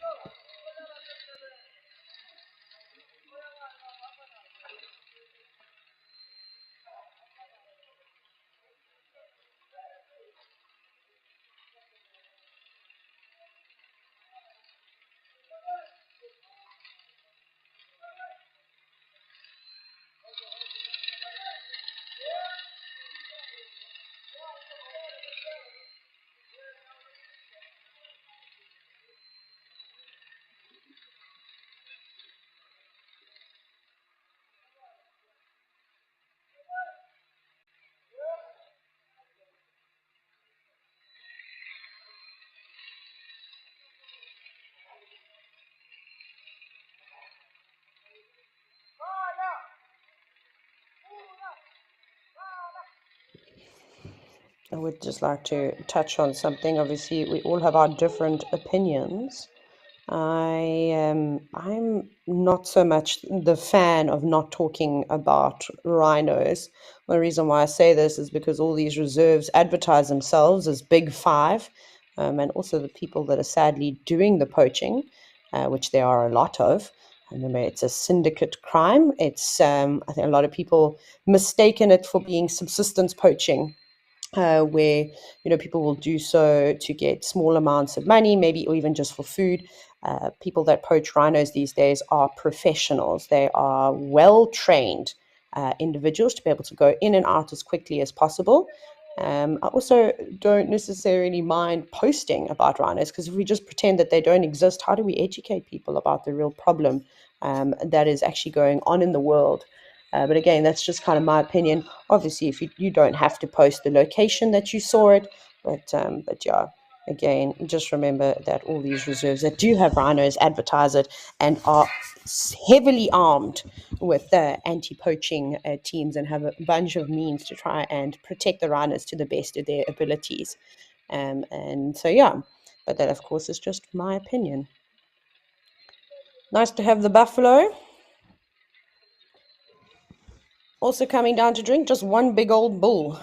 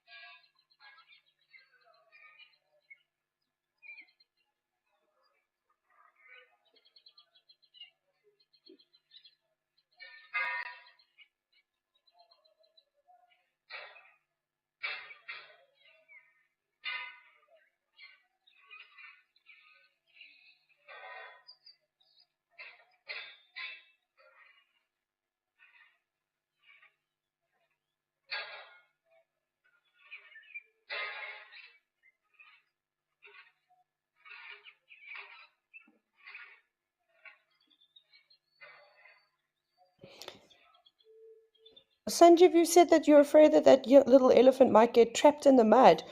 Of course, that is a concern. However, I don't know how muddy it is there. Because look at the buffalo for an example.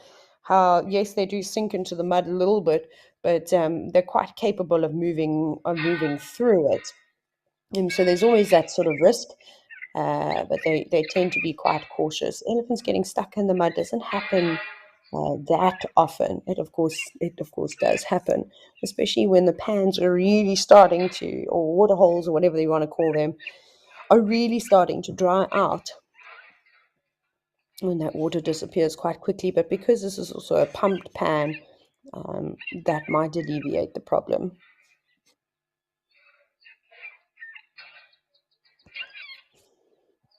In a reserve like this, though, I suspect if an elephant does get stuck in a water hole, that they'll probably intervene, especially if it's a man-made water hole, because then that situation would not have happened.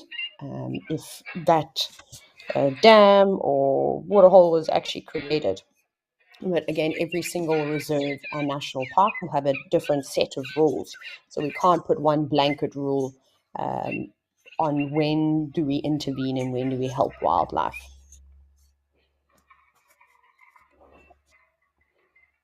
Oh, she's a tall elephant cow. Bye, girl.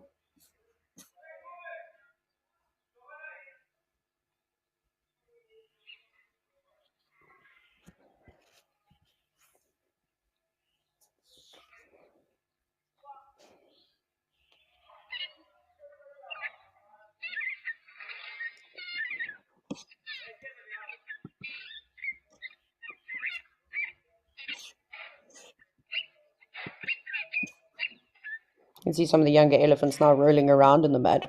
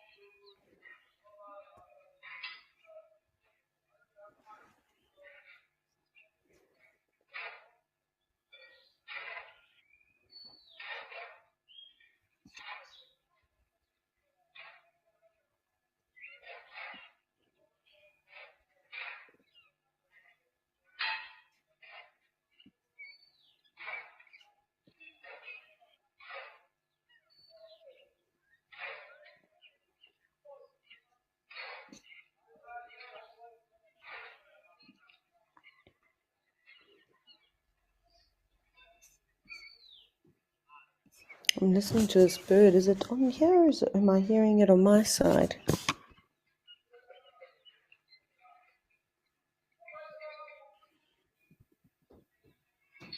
Bird is going very high pitched.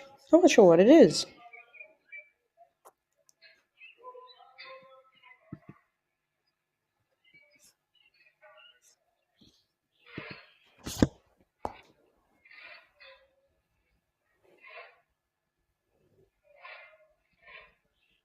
It's also so funny how most of us hardly call elephants elephants anymore. We just shortened it to Ellie.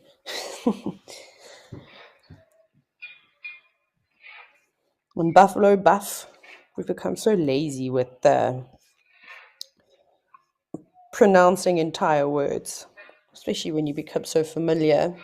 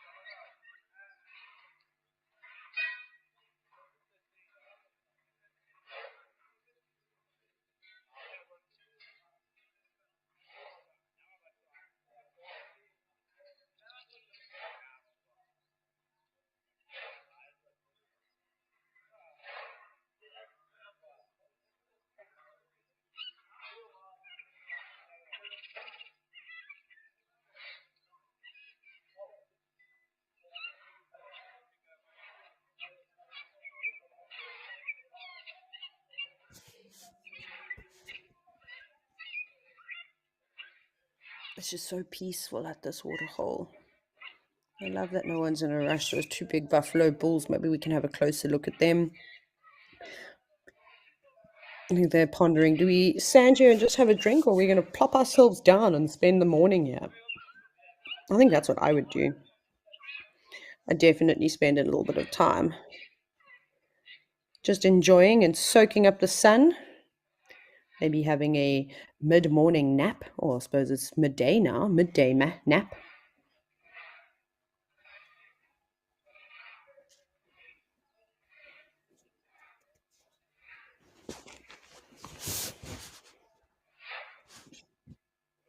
Remember that buffalo over there, he's got so much mud caked on one horn. There you can see how he's sinking into the mud, but there's still so much water there that he's not getting stuck. So as that water starts to disappear, that's when it's going to become a tricky situation. Getting that horn stuck in there, slamming his head against the ground. Oh, wow. Just a shake and it's all gone. Oh, does that feel nice? There we go. That's what I was hoping for. Oh, except you're facing the wrong way, but I can't be greedy. Then I have a little roll around.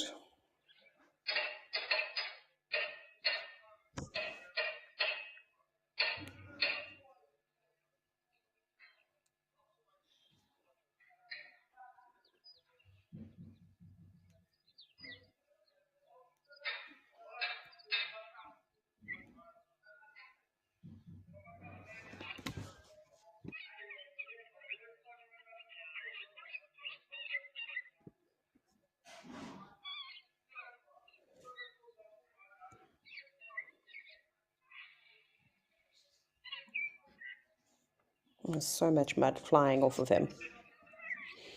It's also really entertaining when you see a big buffalo bull like this. Obviously, he's not being quite comical right now, but they also have so much fun and get zoomies after they've been in the water and rolled around in the mud, but it must feel so good.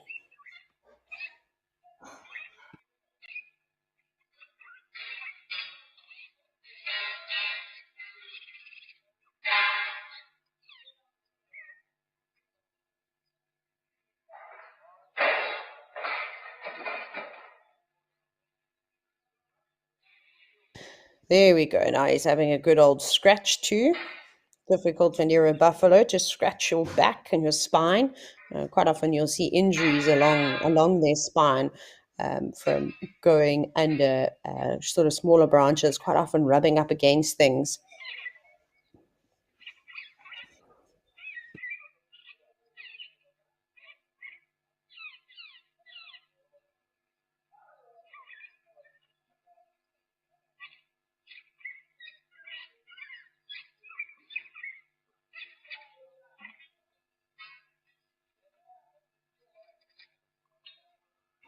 Thank you, Buffalo Bull, for the entertainment of rolling around. Let's go back to a towel and see what's happening there.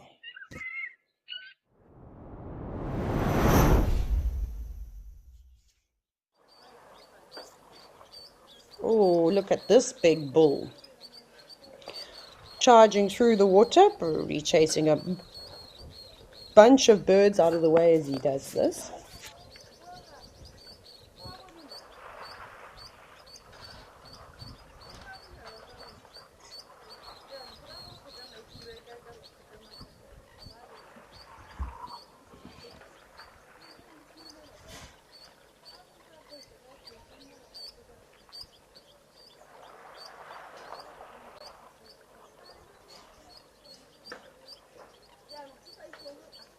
You see how he's just using his trunk to investigate around.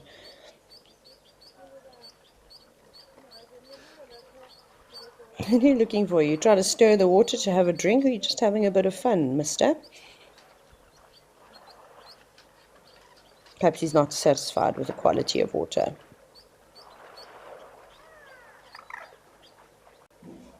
He did choose that. If he's going to have a drink, he didn't really choose the nicest area. I would have probably drank out in the middle of the water behind him.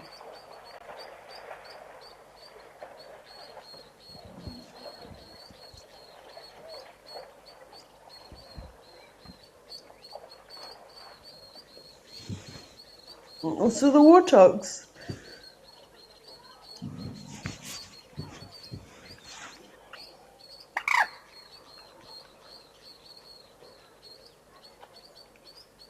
Birds keeping a close watch on him.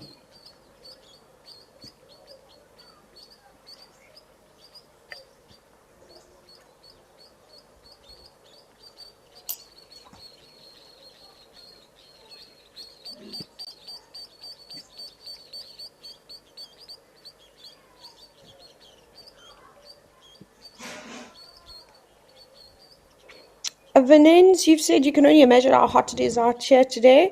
Oh, I can't remember the temperatures now, but they were high 20s or early sort of 30s. I'm talking about degrees Celsius here. It is quite warm. Things are warming up fairly quickly this year. A lot of even the trees have started flowering a month or two earlier than they typically do. So I wonder if that's a sign that the rain is going to come early. There we go. Look at the birds now getting out of the way. Heron and shelducks. Not wasting any time. It doesn't look like he's going to chase them properly. Maybe he still will.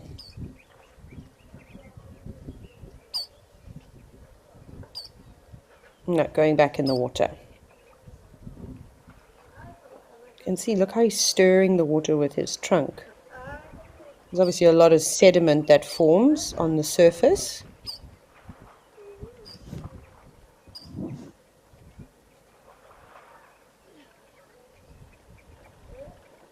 What did you pull out the water? It looked like he grabbed some of that aquatic vegetation that's just growing there, maybe some grasses. It'll be caked with mud though, with those roots. You'll have to get rid of that.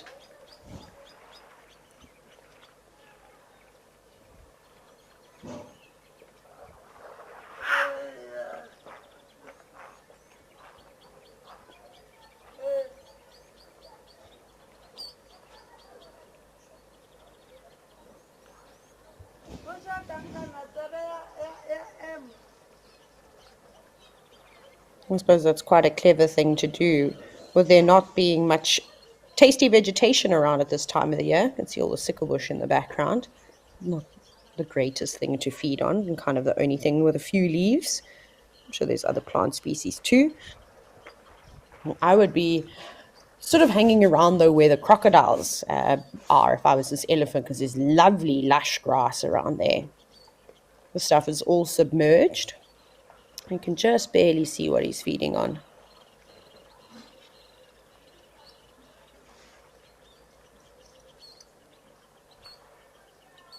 But big chunks of grass there. At least it is something.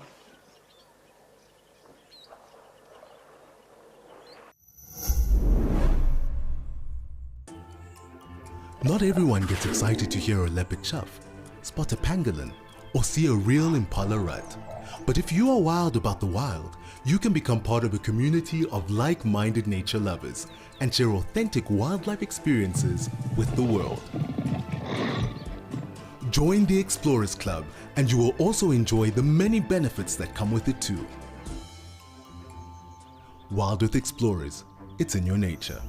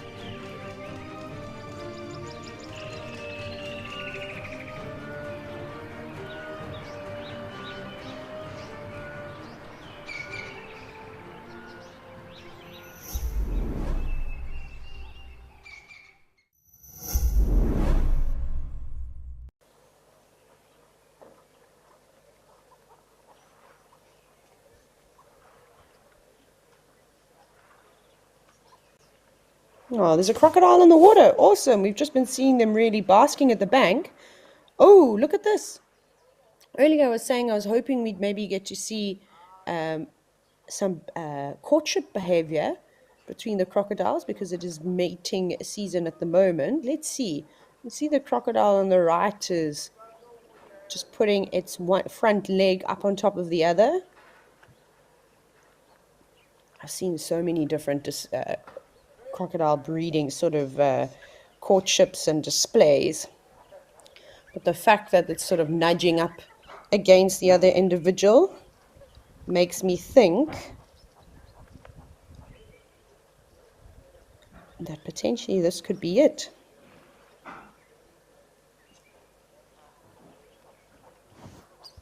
They're not normally this tolerant of one another. Obviously, they will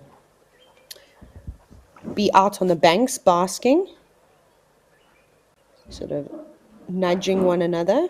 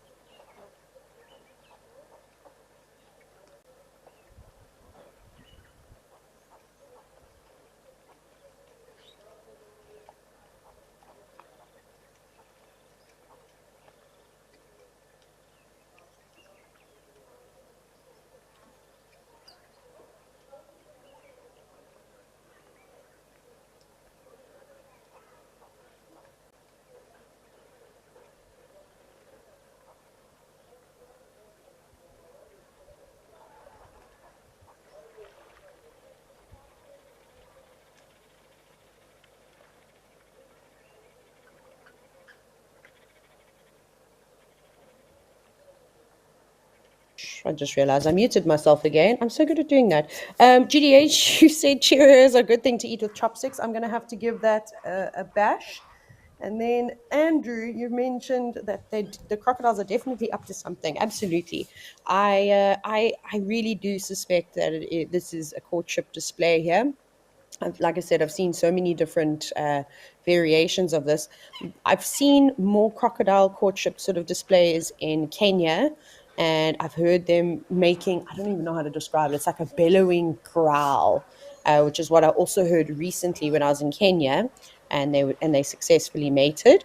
But the fact that they are constantly putting their heads on one another, they wouldn't be tolerant of this, something like this if it was males having a bit of a territorial dispute. The other thing that I've seen them do is slap their tails around on the surface of the water, and then also they'll vibrate, and you'll see the water sort of moving quite vigorously around them.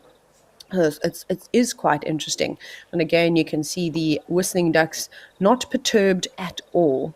So the bigger croc there, the male, and the bigger croc is typically the male. But I'm quite curious to see if it's a younger male trying to pursue a female. The females are not going to be particularly interested. They want to mate with the biggest male within the area. And we've got another individual coming over now to the right. You might be able to see it. Let's see what happens here. Maybe we can have a little bit of a closer view. If there's going to be some sort of territorial dispute now, as if to say back off.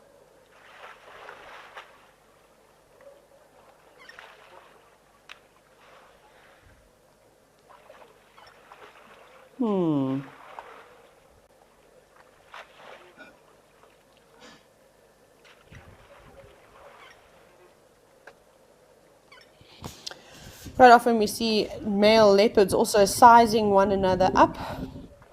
They'll walk sort of side by side. But I'm just trying to think. I've seen it with crocodiles. I haven't. Oh, is that a crocodile that's just. No, it's an elephant trunk. Sorry. I was like, what's going on? See what the elephant's going to do. This is super interesting.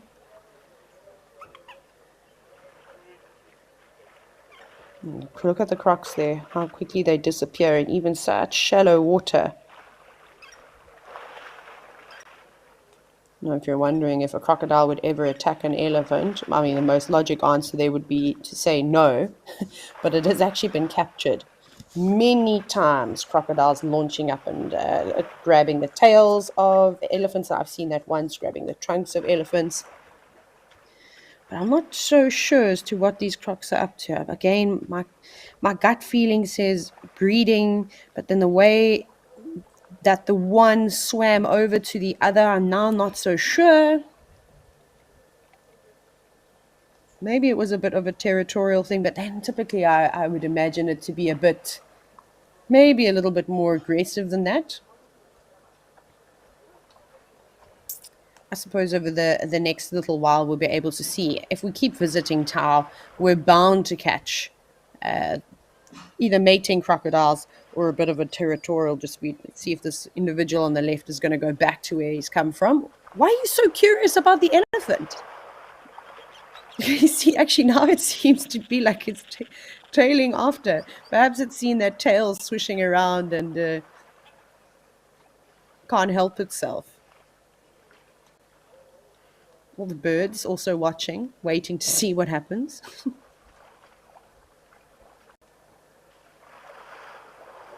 No, crocodile now not going towards the elephant, slightly going under the water.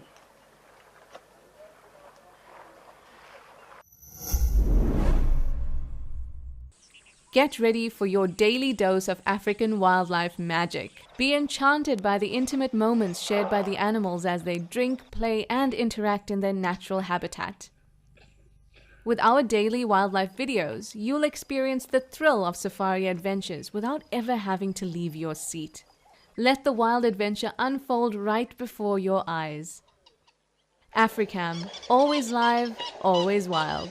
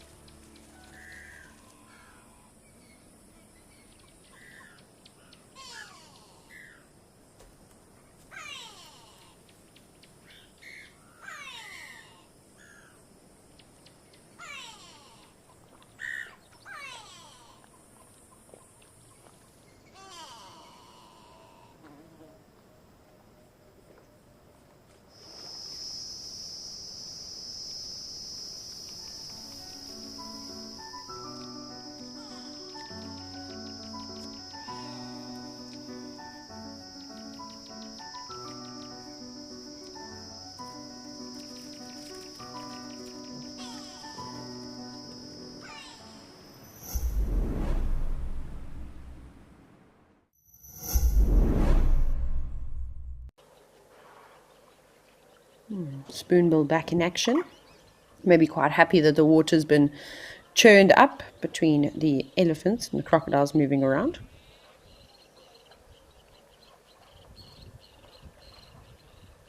But also just keeping a close view on those reptilian creatures.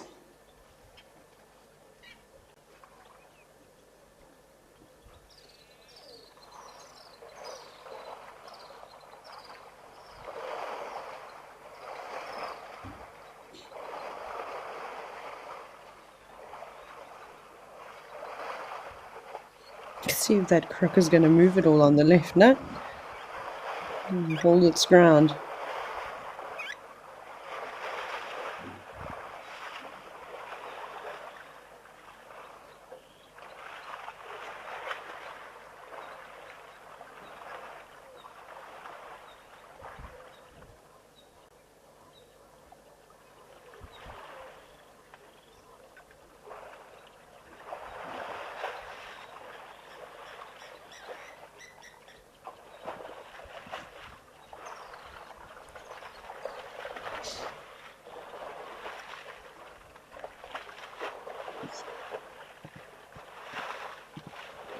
Crocodiles are naturally curious creatures, and if there's a lot of movement in the water, they'll definitely go over and investigate. They're also obviously highly opportunistic.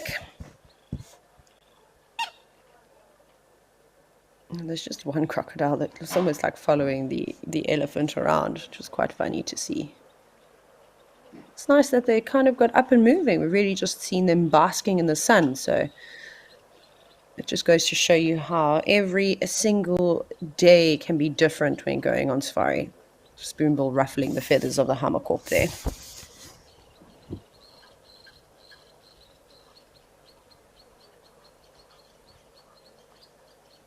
If only we could get inside the minds of the different animal species and just really understand what they think about on a day-to-day basis.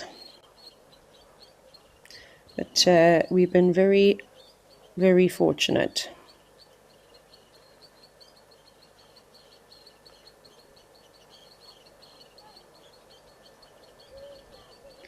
It's been a wonderful morning. We've actually had a lot of action. It got a bit quiet during the middle of the day, but it's sort of picking up now. I'm looking forward to tomorrow. Tomorrow will be my last time for just a little while on the live at the Waterhole show. So I hope by tomorrow we maybe get some more crocodile action. And Steve D said, thanks for the great cycling. So, right place at the right time, right camera at the right time. So that's, of course, a big thanks to everybody sitting in mission control, making sure we're at the action when it's happening. But a lot to look forward to, of course.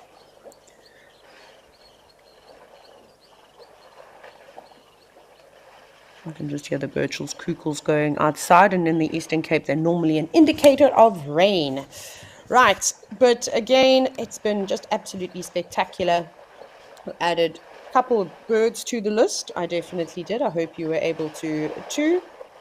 Here's some interesting crocodile behavior. There's a tail sort of slapping. But unfortunately, we don't have too much time left. So you'll have to just join us tomorrow. And remember to catch the live drive this afternoon. Oh, wow. Now something seems to be happening. I think there might be a fish there.